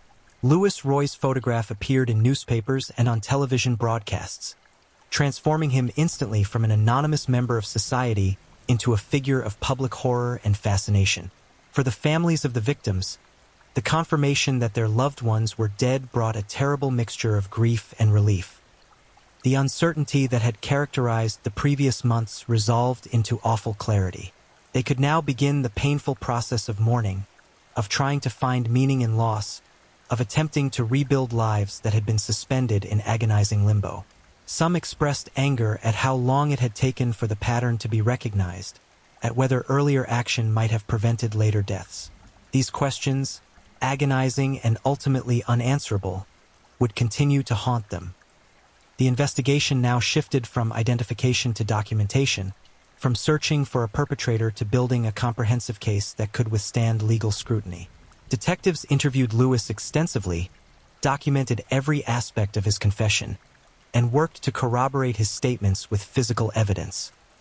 The recovery of bodies from the locations he described provided the grim confirmation that his admissions were truthful, that the scope of his crimes matched his confessions, that the community's worst fears about the disappearances had been entirely justified. The legal proceedings that followed Louis Roy's confession unfolded within a justice system designed to balance punishment with the rights of the accused, to ensure that even those who admit to terrible crimes receive due process under law. In May of 1987, Lewis was formally charged with multiple counts of murder. The Crown Prosecutor's Office began preparing a case that would detail not only the facts of each killing, but also the pattern of predation that had allowed Lewis to continue his actions over months. Canadian criminal law in the 1980s was undergoing its own evolution regarding how to handle cases of serial murder. While such crimes were not common, they were also not entirely unprecedented, and legal scholars and practitioners were grappling with questions about appropriate sentencing, about the possibility of rehabilitation, about how to serve the interests of justice while protecting society from individuals who had demonstrated capacity for repeated violence. Louis Roy's own statements during this period revealed a person struggling to explain even to himself why he had done what he confessed to doing. Forensic psychologists who evaluated him found a complex psychological profile that resisted simple categorization. He displayed no obvious signs of psychosis or delusion. He understood that his actions were wrong, both legally and morally. Yet he had committed them anyway, driven by impulses and desires that he described as overwhelming, as demands that had grown increasingly insistent over time. This disconnect between intellectual understanding of wrongdoing and behavioral inability or unwillingness to stop is one of the most challenging aspects of criminal psychology. It forces us to confront questions about moral responsibility, about the nature of self-control, about whether understanding that something is wrong is sufficient if that understanding doesn't translate into the ability to refrain from doing it. These are not merely academic questions, but ones with profound implications for how we structure justice systems and how we think about human nature itself. The families of Louis Roy's victims participated in the legal process to varying degrees. Some attended every hearing, needing to bear witness to what had happened, to ensure that their loved ones were not forgotten in the procedural machinery of justice. Others found the process too painful and stayed away, relying on victim services coordinators to keep them informed of developments. All struggled with questions that had no satisfying answers. Why had their sons or brothers been targeted? Had they suffered? Could anything have been done differently that might have prevented these tragedies? The media coverage of the case reflected society's complicated relationship with crimes of this nature. There was the inevitable sensationalism, the tendency to focus on the most disturbing details, the transformation of Louis Roy into a figure of almost mythological evil. But there was also more thoughtful commentary that tried to understand how such crimes could happen in a modern society, how someone could hide such darkness behind an ordinary appearance, what failures of social structure or mental health support might have contributed to the outcome. In November of 1987, Louis Roy pleaded guilty to multiple counts of murder. The plea eliminated the need for a trial, sparing the victims' families the ordeal of hearing detailed testimony about how their loved ones had died. It also ensured that the evidence against him, including his own confessions, would stand as the official record of what had occurred. The guilty plea was strategic in one sense, potentially affecting sentencing recommendations, but it also represented an acceptance of responsibility that at least some observers found significant. The sentencing hearing that followed provided a forum for victim impact statements, for families to describe the devastation that Louis Roy's actions had caused in their lives. These statements, raw with grief and anger, painted portraits of the young men who had died, not as statistics or case files, but as individuals with personalities, dreams, people who had been loved and whose absence left permanent wounds in their families and communities. The statements also revealed the secondary harms of such crimes. The trauma experienced by siblings, the destruction of parental relationships unable to withstand the strain of loss, the ripple effects that extended far beyond the immediate victims. The judge presiding over the sentencing faced the difficult task of determining appropriate punishment for crimes that defied easy calibration. Life imprisonment was inevitable given the nature and number of offenses, but questions remained about parole eligibility, about whether Louis Roy could ever be safely released back into society, about what purpose punishment should serve in a case like this. Was it purely retributive, society's righteous anger given legal form? Was it protective, ensuring that someone who had proven capable of serial violence could not harm others? Could there be any realistic hope of rehabilitation for someone whose crimes demonstrated such profound disorder? In his statement to the court before sentencing, Louis Roy spoke briefly. His words, carefully parsed by observers for signs of genuine remorse or mere performance, expressed acknowledgement of harm and claimed feelings of shame and regret. Whether these expressions were authentic or strategic remains a matter of interpretation. Human psychology in extremis is rarely transparent, and those who commit terrible acts may not themselves understand the full truth of their motivations or feelings. The sentence handed down reflected the gravity of the crimes while operating within the bounds of Canadian law. Louis Roy received life imprisonment with no possibility of parole for 25 years. This meant that, barring changes in law or successful appeals, he would spend at minimum a quarter-century behind bars, and potentially the rest of his natural life if parole boards determined he continued to pose a risk to public safety. The courtroom emptied after sentencing, participants dispersing to resume their altered lives. For the families of victims, the conclusion of legal proceedings marked not an ending but a transition to a different phase of grief.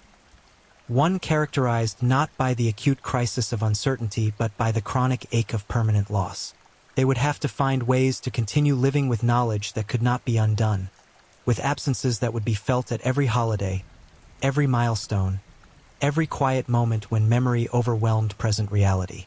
For law enforcement officers who had worked the case, there was satisfaction in having achieved justice, but also exhaustion and psychological toll. Detectives who immerse themselves in investigations of serial violence carry those experiences with them, the details and images that cannot be unseen, the reminder of what human beings are capable of doing to one another. Some would continue in their careers, bringing lessons learned from this case to future investigations. Others would eventually leave police work, finding the accumulated weight of exposure to human darkness too heavy to bear indefinitely.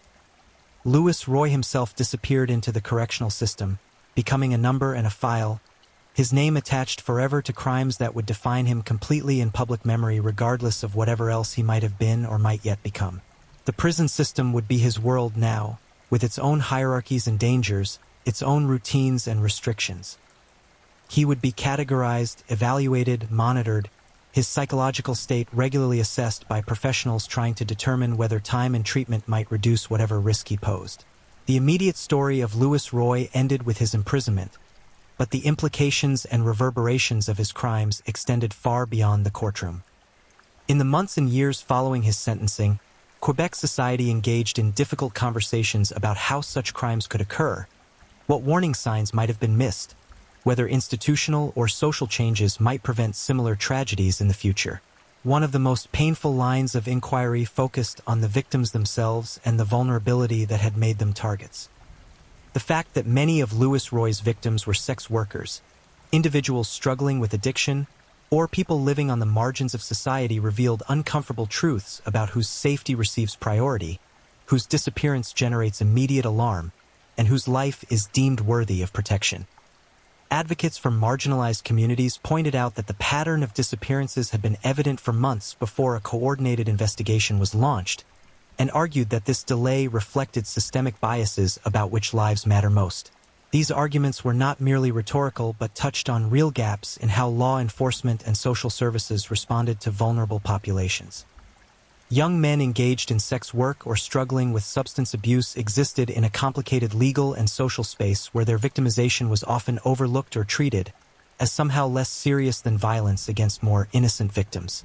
The Louis Roy case forced a reckoning with these assumptions, challenging communities to acknowledge that marginalization should not mean disposability, that vulnerability should trigger protection rather than indifference. Montreal's LGBTQ community, in particular, grappled with the aftermath of the case. While Louis Roy's crimes were not explicitly framed as hate crimes, the targeting of young men in contexts related to male-male sexual encounters created fear and anxiety within gay and bisexual communities. There were discussions about safety, about the risks faced by young people navigating their sexual identities in a society that still harbored significant prejudice, about how homophobia and social stigma created conditions in which predators could operate with reduced risk of detection. Mental health professionals and criminologists studied the Louis Roy case as part of broader efforts to understand serial violent offending. His psychological evaluations, the details of his progression from fantasy to action, his own attempts to explain his motivations, all of this became data in ongoing research aimed at improving our capacity to identify individuals at risk of committing serial violence before they act. This research confronts profound ethical and practical challenges. How do you identify potential offenders without violating privacy or stigmatizing people who will never actually commit crimes? What interventions, if any, are effective in preventing violent behavior in individuals who have not yet broken laws but who may be moving toward doing so? The families of Louis Roy's victims faced their own long-term struggles with grief and trauma. Some found support through victim services organizations or through connections with other families who had experienced similar losses. Others withdrew into private pain, unable to share their experiences or unwilling to relive them through talking about what had happened. The impact on siblings was particularly profound. Children and teenagers whose brothers had been killed faced not only grief but also disruption of their own developmental trajectories. Their sense of safety in the world shattered at formative moments. Several families became advocates for victims' rights, working to improve services and support for those affected by violent crime. They pushed for changes in how missing persons cases are investigated, for better coordination between law enforcement agencies, for more resources devoted to solving cases involving marginalized individuals. This advocacy represented a way of creating meaning from loss, of ensuring that their loved ones' deaths might somehow contribute to preventing future tragedies. Louis Roy himself became a subject of periodic media attention over the years following his imprisonment. Journalists occasionally wrote retrospective pieces examining his crimes, interviewing criminologists about what the case revealed about criminal psychology, or checking in with victims' families to document their ongoing struggles. These articles often noted that Louis Roy maintained a low profile in prison, that he had reportedly engaged with psychological treatment programs, but that no clear picture emerged of whether genuine transformation had occurred or was even possible. The question of whether someone who has committed serial murders can be rehabilitated remains intensely contested.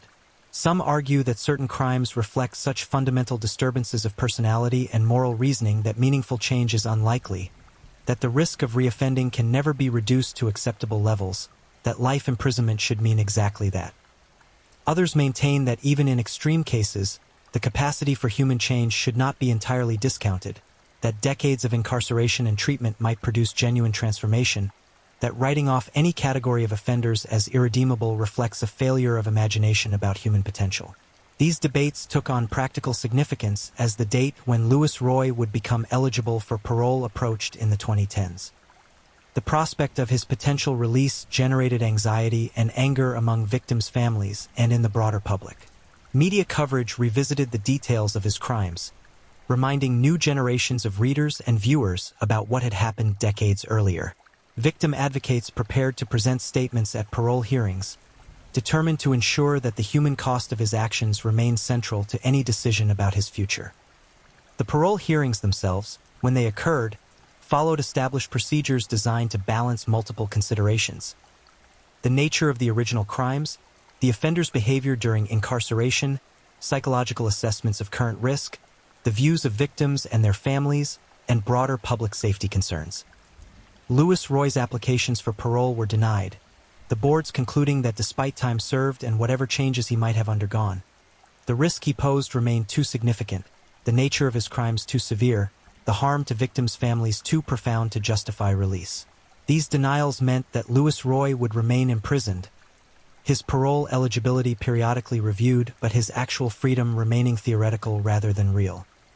For families of his victims, the denials brought relief mixed with the recognition that they would have to participate in this process repeatedly, that the wounds of the past would be reopened at regular intervals as parole reviews continued for as long as Louis Roy remained alive. The broader legacy of the Louis Roy case extends beyond the specifics of his crimes to encompass what it revealed about society's relationship with violence, marginalization, and justice. The case demonstrated how easily vulnerable people can disappear without generating the alarm that their endangerment should warrant. It showed how predators can exploit gaps in social networks and institutional attention to continue operating for extended periods. It raised questions about criminal psychology that researchers continue to grapple with decades later. For Montreal itself, the case became part of the city's historical memory, one of those dark episodes that residents of a certain age remember and that shapes subsequent generations' understanding of their community's past. The neighborhoods where victims disappeared bear no physical markers of what occurred there. Yet for those who know the history, those spaces carry invisible weight, reminder of violence that happened in places that appear ordinary and safe. Educational institutions, particularly those training social workers, law enforcement officers, and mental health professionals, incorporated lessons from the Louis Roy case into their curricula. Students learned about the importance of taking missing persons reports seriously regardless of the individual's social status, about the patterns that can indicate serial predation, about the psychological profiles of offenders who target marginalized communities. These lessons represented society's attempt to extract some constructive value from tragedy, to ensure that future professionals might be better equipped to prevent similar cases or to solve them more quickly. Researchers in criminal justice and victimology continued to study the case as part of broader examinations of serial violent crime in Canada. Academic papers analyzed various aspects of Louis Roy's crimes, his methods, his victim selection, the investigation that eventually led to his arrest, and the legal proceedings that followed. This scholarship contributed to a growing body of knowledge about how such crimes unfold, how they can be detected, and how justice systems should respond to them. The passage of time has not erased the pain of Louis Roy's crimes, but it has allowed for reflection and perspective that was impossible in the immediate aftermath. Families of victims have aged, some have died, and the events of 1986 and 1987 have receded into a past that feels increasingly distant, even as its impact remains immediate for those directly affected. The young men who died are frozen in memory at the ages they were when they were killed, never experiencing the lives they should have lived, never becoming the people they might have been. Questions remain that will never be fully answered. What might have prevented Louis Roy from acting on his violent impulses? Were there interventions that could have been made earlier in his life that might have altered his trajectory? How many potential victims were saved by his confession and arrest? What motivated him to walk into that police station in April 1987 rather than continuing his crimes? The answers Louis himself has provided over the years have been incomplete and sometimes contradictory, perhaps because he does not fully understand his own motivations, perhaps because certain truths are too painful or complicated to articulate clearly. The Louis Roy case stands as one of Quebec's most notorious criminal cases, a reminder that evil can wear an ordinary face, that violence can hide behind normalcy, that the most dangerous predators are often those who appear least threatening. It challenged comfortable assumptions about safety and about our ability to recognize danger. It exposed failures in how society protects its most vulnerable members. And it left scars that time has softened but never fully healed. As of 2026, Louis Roy remains imprisoned. Now elderly, his name associated permanently with crimes committed nearly 4 decades ago. The young men he killed would now be in their late 50s or early 60s had they lived, perhaps with children or grandchildren of their own, having experienced decades of life that were stolen from them. Their families carry on, diminished by loss but resilient in ways that tragedy sometimes forces people to become. The story of Louis Roy offers no comforting resolutions, no easy lessons, no sense that justice fully addresses the harm that was done. It reminds us instead that human beings are capable of terrible things, that society must remain vigilant in protecting the vulnerable, that some questions about motivation and psychology resist complete answers, and that the consequences of violence extend far beyond the immediate victims to encompass families, communities, and the broader social fabric that is torn and imperfectly mended when such crimes occur. If you're enjoying these stories, don't forget to leave a comment. I'd love to know where you're tuning in from and what time it is in your part of the world. And if you haven't already, make sure to like this video and subscribe, so you never miss the next true crime story to help you unwind. Now, let's get into our final story. Story 4. The Journalist Who Knew Too Much.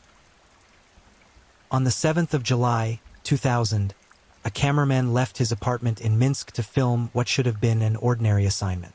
His car was found abandoned hours later, engine still warm, doors left open. Inside, his equipment sat untouched. Dmitry Zavatsky was never seen again.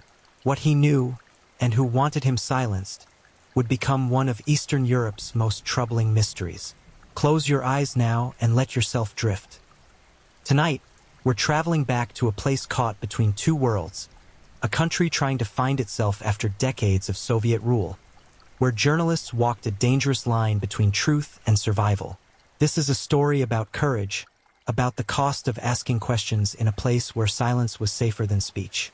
It's a story without easy answers, one that still echoes through newsrooms and courtrooms today.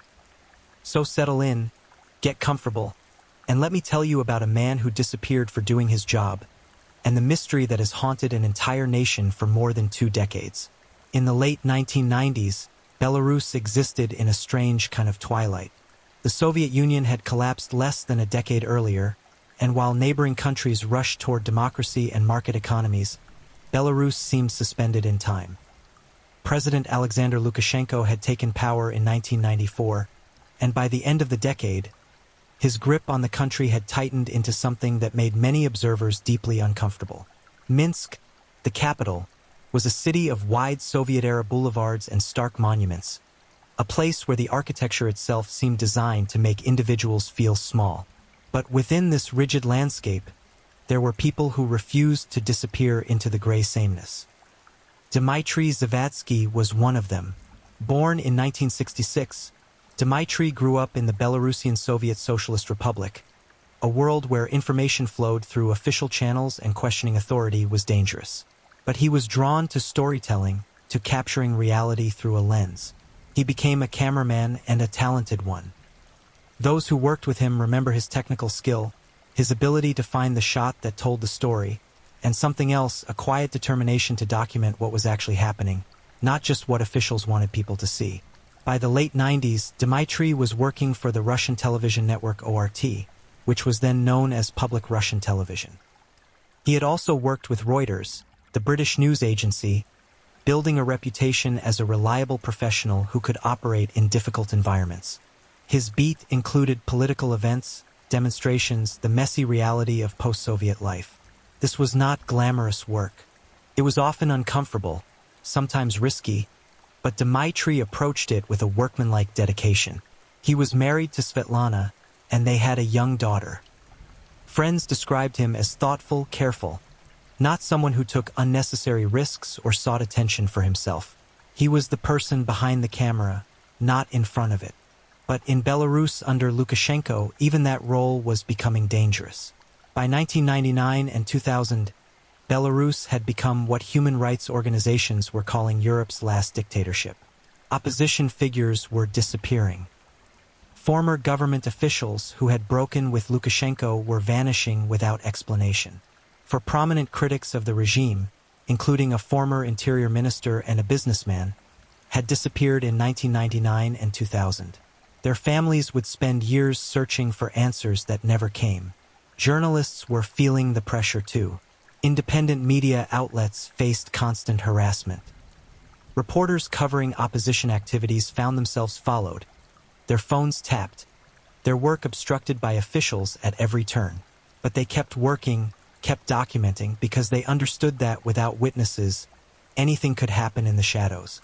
Dmitry was covering this deteriorating situation. He filmed protests, interviewed opposition figures, documented the growing tension between Lukashenko's government and those who opposed it. His footage went out to Russian and international audiences, showing a side of Belarus that the state-controlled media never aired. Each time he raised his camera, he was creating a record that someone in power might not want to exist. In early July of 2000, Dmitry was working on a story that involved traveling to the countryside. The assignment seemed straightforward enough, the kind of work he had done countless times before. He made plans to drive out from Minsk with a colleague, another journalist, to conduct interviews and gather footage. It was summer, the weather was warm, and on paper, this was just another day at work. But Belarus in 2000 was not a place where any day was truly ordinary for journalists, especially those working for foreign media outlets. There was a heaviness in the air that summer, a sense that the disappearances of the previous year had changed something fundamental. People spoke more quietly in public spaces. Dissidents met in private apartments rather than cafes. The country's small community of independent journalists had learned to watch their backs. Dmitry knew this atmosphere as well as anyone.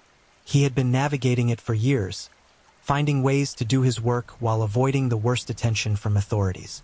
He was experienced, cautious, aware of the risks. But there are some situations where experience and caution are not enough. On the morning of July 7th, 2000, Dmitry left his apartment in Minsk. He kissed his wife and daughter goodbye, loaded his camera equipment into his car, and drove off toward what should have been a routine assignment. The summer morning was bright. The city was waking up.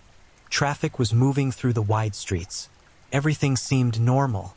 But by evening, when Dmitry had not returned home and had not called, Svetlana knew something was wrong. Her husband was reliable, responsible. If he was going to be late, he would have found a way to let her know. She tried his phone. No answer. She waited, hoping for the sound of his key in the door, but it never came. The next morning, with Dmitry still missing, Svetlana contacted the police. They were not particularly interested. Adults go missing for all sorts of reasons, they suggested.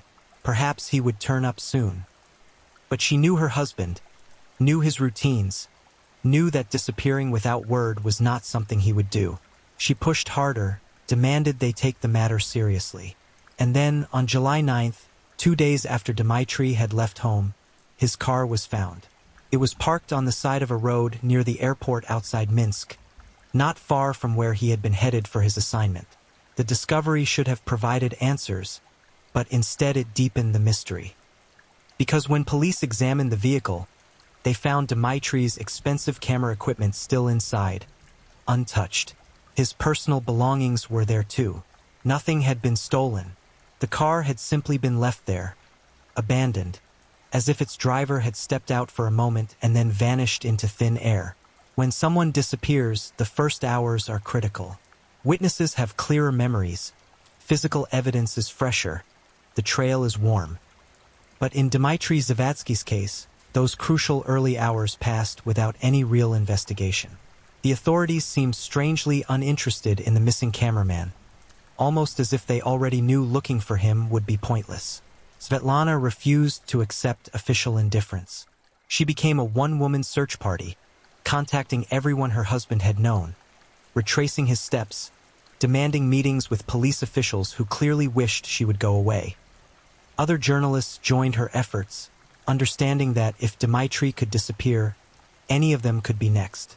His colleagues at ORT began their own investigation, using their contacts and resources to dig for information the police seemed unwilling to find. The international community started paying attention. Reuters issued statements expressing concern for their former colleague. Press freedom organizations added Dmitry's name to their lists of missing journalists. The Committee to Protect Journalists, based in New York, began documenting the case, putting pressure on Belarusian authorities to conduct a genuine investigation. But pressure from abroad often achieved little in Belarus. where Lukashenko's government had grown skilled at deflecting international criticism. As weeks passed with no sign of Dmitry, a darker picture began to emerge. Journalists and investigators started connecting dots that painted a disturbing pattern.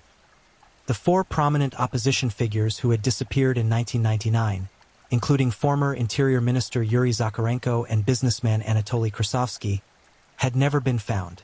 No bodies, no arrests, no explanations. Just silence and carefully maintained official ignorance. Now a journalist who had been documenting political opposition had vanished in the exact same way. Investigators, both official and unofficial, began hearing rumors. Dark, troubling rumors about special units within Belarus's security services, groups that operated outside normal chains of command, that handled problems the government needed to disappear. These were not wild conspiracy theories spun from nothing. Former officials, people who had worked within the system before breaking with Lukashenko, started speaking carefully about what they knew. One name kept coming up: the SOBR, a special police unit, the Special Rapid Response Team. According to sources within Belarus's security apparatus, this unit had been involved in operations that went far beyond normal law enforcement. The SOBR reported directly to the highest levels of government, operating with a level of autonomy that made oversight impossible. And among the rumors circulating in Minsk's small dissident community was the claim that this unit had been used to eliminate political problems permanently. Former officials began speaking out, carefully at first, then with increasing boldness as they found refuge in other countries.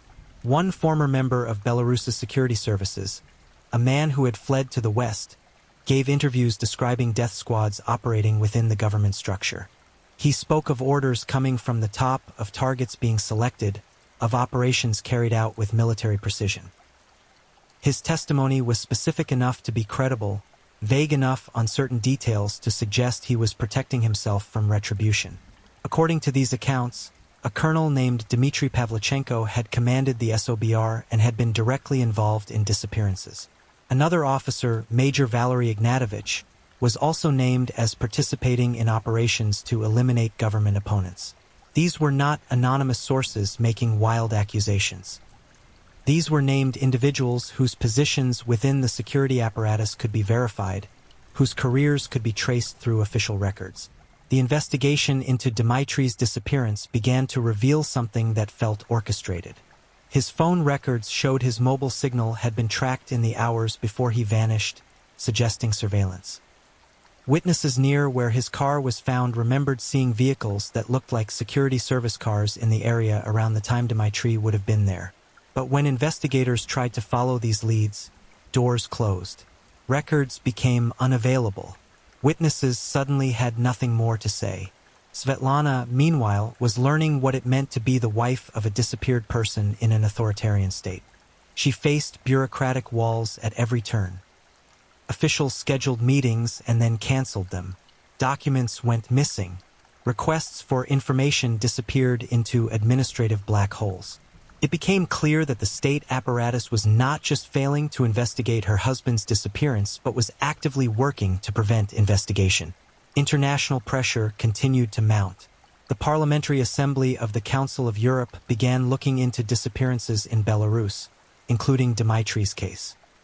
European governments issued statements. The United States expressed concern. But Lukashenko's government had weathered international criticism before and seemed unbothered by it now. Belarus was not integrated enough into Western institutions for sanctions to bite deeply. Russia, the country's main ally, was not interested in pressing the issue. By the end of 2000, 6 months after Dmitry's disappearance, it was becoming grimly clear to those who knew him that he was not coming back. The nature of his vanishing, the pattern it followed, the official response, all pointed toward something deliberate. This was not a random crime or an accident. This was an abduction and likely a murder carried out with planning and state resources. But knowing this and proving it were different things. Without a body, without witnesses willing to testify, without cooperation from authorities, the investigation stalled. Dmitry existed in a terrible limbo, neither officially dead nor alive, simply gone. His daughter was growing up without a father. His wife was living with the unresolved trauma of not knowing what had happened to her husband in those final hours. Not having a grave to visit, no closure, just an absence that filled their home like smoke. The pattern was becoming undeniable. Opposition politician Viktor Honchar had disappeared in September of 1999. Businessman Anatoly Krasovsky vanished the same night. Former Interior Minister Yuri Zakharenko disappeared in May of 1999. Opposition politician Yuri Zakharenko's friend and fellow activist Dmitry Zavadsky was the latest name on a list that no one wanted to be on. Journalists in Minsk walked more carefully now. They varied their routes home. They made sure people knew where they were going. They understood that documenting the truth had become not just professionally risky but potentially fatal. And yet many of them kept working, kept filming, kept writing because they understood that silence was not safety. Silence was complicity. The breakthrough, if it could be called that, came from an unexpected source in 2004. A former member of the special police unit at the center of the disappearance allegations decided to speak. This was not an anonymous tip or a vague rumor. This was direct testimony from someone who claimed to have been there, to have seen what happened, to know where the bodies were buried. The witness was a former SOBR officer who had fled Belarus and was now cooperating with investigators abroad. His account was detailed and horrifying. According to his testimony, he had been part of a group that had been ordered to abduct and kill specific targets identified by higher authorities. The operations were planned carefully, carried out quickly, and covered up thoroughly. Victims were not arrested through official channels because arrest meant paperwork, lawyers, trials, evidence. Victims simply disappeared. The witness described a system where orders came down through secure channels, where the actual killing was done by a small team, and where evidence was disposed of so thoroughly that bodies would never be found. He spoke of a culture of impunity within this unit, of officers who knew they were protected from prosecution as long as they were following orders from the top. And he specifically mentioned Dmitry Zavadsky. According to this testimony, Dmitry had been targeted because of his work documenting opposition activities, because of the footage he was gathering, because of what he might film next. On July 7, 2000, he had been intercepted, abducted, and killed.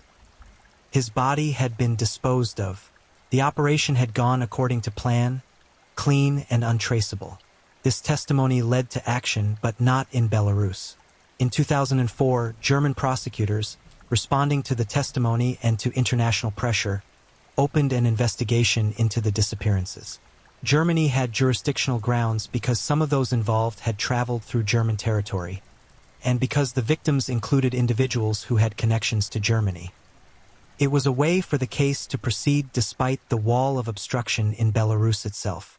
The German investigation identified specific individuals they believed were responsible. Dmitry Pavlichenko, the former SOBR commander, was named as a key figure. Warrants were issued, but Pavlichenko was safely in Belarus, beyond the reach of German law enforcement. The investigation documented what it could, building a case that would likely never see a courtroom but that at least put facts on record. In 2005, the Parliamentary Assembly of the Council of Europe issued a report on disappearances in Belarus. The report was damning. It concluded that senior officials in the Belarusian government had been involved in the disappearances, that these were not random crimes but state-sponsored eliminations of political opponents and troublesome journalists. Dmitry's case was prominently featured. The report named names, including then-Prosecutor General Viktor Shiamon, who had been promoted to Secretary of the Security Council despite growing evidence of his involvement in the disappearances.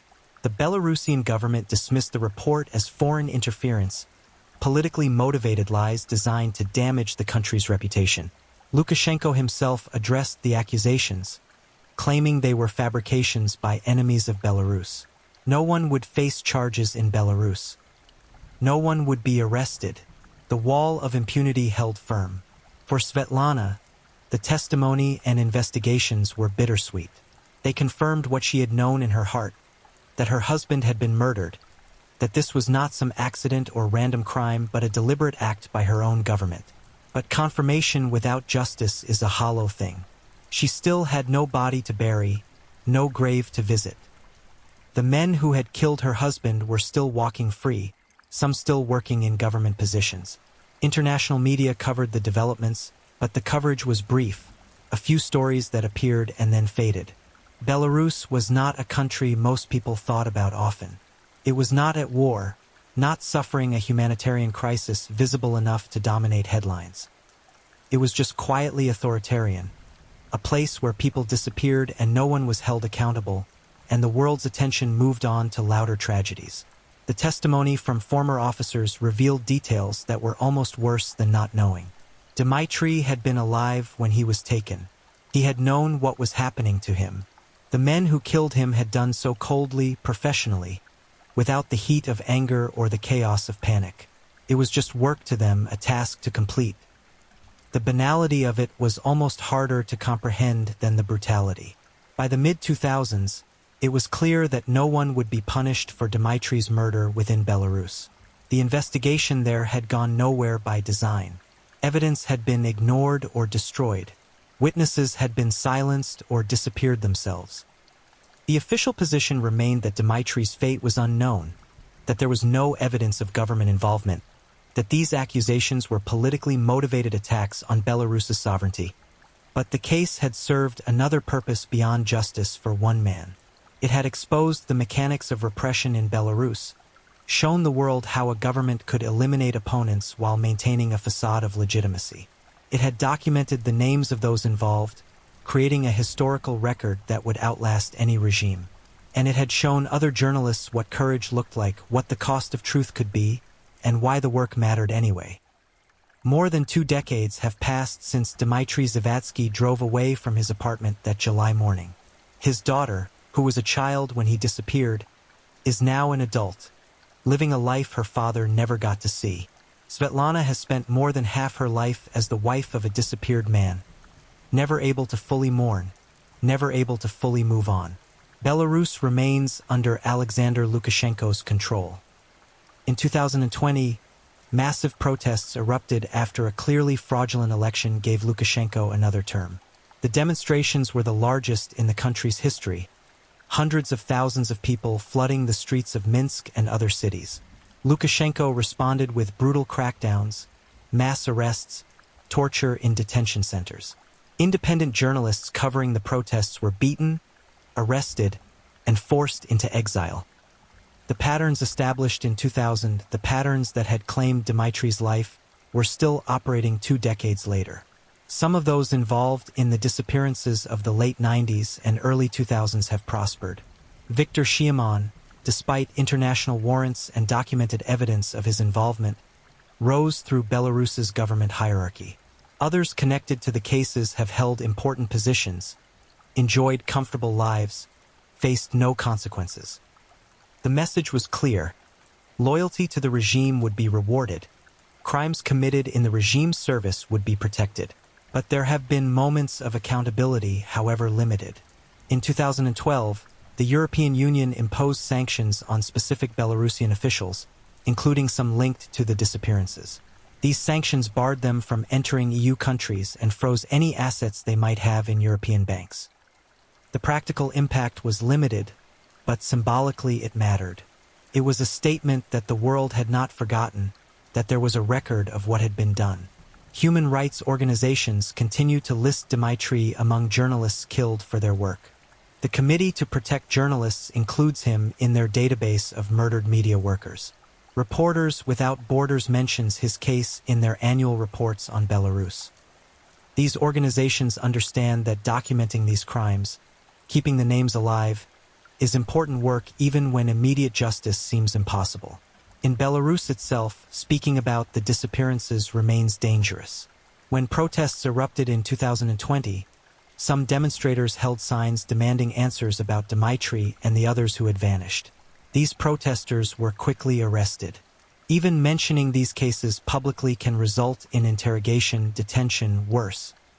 The government's strategy is enforced amnesia, making it dangerous to remember, pushing these events out of public consciousness.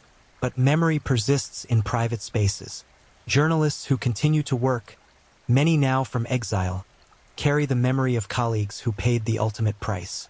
Dmitry's name is spoken in newsrooms in Vilnius, in Warsaw, in Prague, wherever Belarusian journalists have fled to continue their work.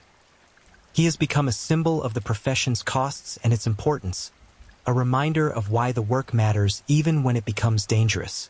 Svetlana has never stopped seeking answers.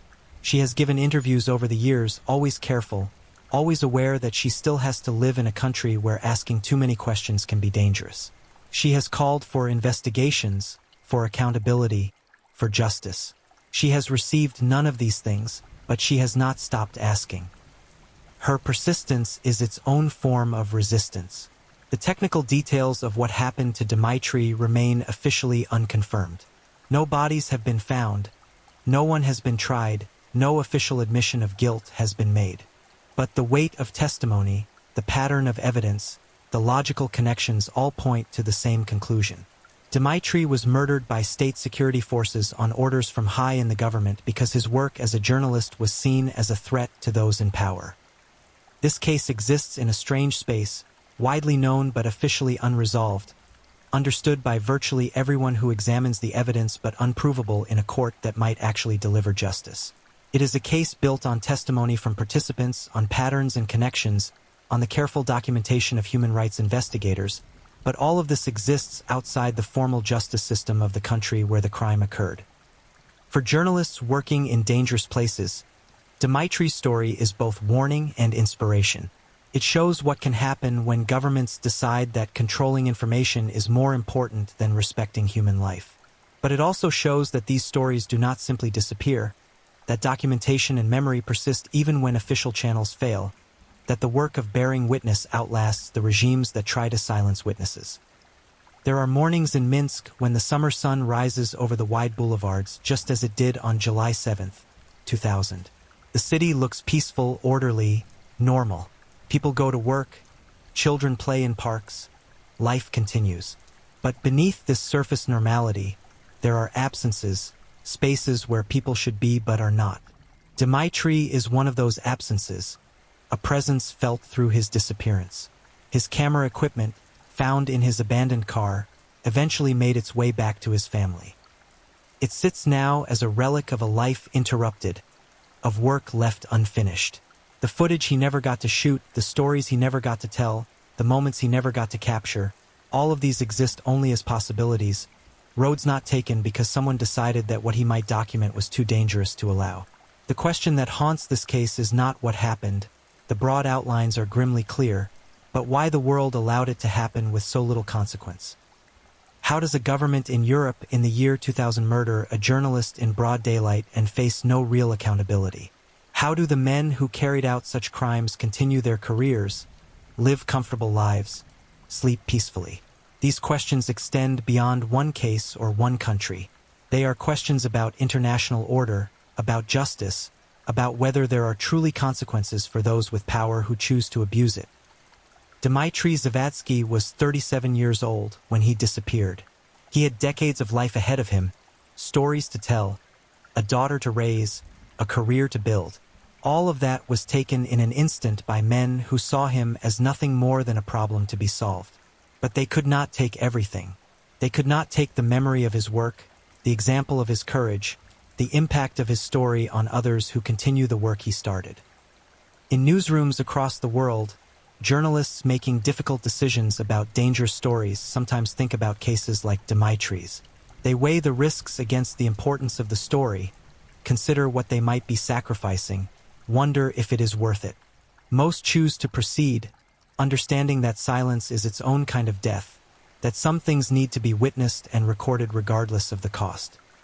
They proceed because people like Dmitry showed that the work matters, that documenting truth is worth the risk, that some stories demand to be told. The case remains officially open. Somewhere in a government file in Minsk, there is probably a folder with Dmitry's name on it, marked unsolved, gathering dust. In reality, the case was never meant to be solved. It was meant to disappear along with the man at its center. But neither the case nor the man have truly disappeared. They persist in memory, in documentation, in the continued work of journalists who refuse to be silenced. On quiet nights, in the apartment where Dmitry once lived, perhaps there are moments when Svetlana wonders what life would have been like if her husband had chosen a different profession, something safer, something that would not have made him a target. But she knows that he would not have been happy doing anything else, that the work was part of who he was, that asking him not to be a journalist would have been asking him not to be himself. And so the story ends where it began, with absence, with questions, with a man who left one morning and never came home. But this absence has weight and meaning. It reminds us that information is never free, that truth has a cost, that somewhere behind every story we read or watch, there is a person who chose to document it despite the risks. Dmitry Zavadsky was one of those people, and though his voice was silenced, his story still speaks. Let that story settle with you now as you drift toward sleep. Remember that the truth is always worth pursuing, always worth protecting, even when the cost is high. Remember that courage is not the absence of fear but the decision to act despite it. And remember that in the darkest moments, when it seems like power can erase anyone and anything, memory persists, stories survive, and the work of bearing witness continues. Sleep well, and know that somewhere journalists are still telling stories that need to be told, still shining light into dark places, still doing the work that Dmitry Zavadsky believed in enough to give his life for. Good night.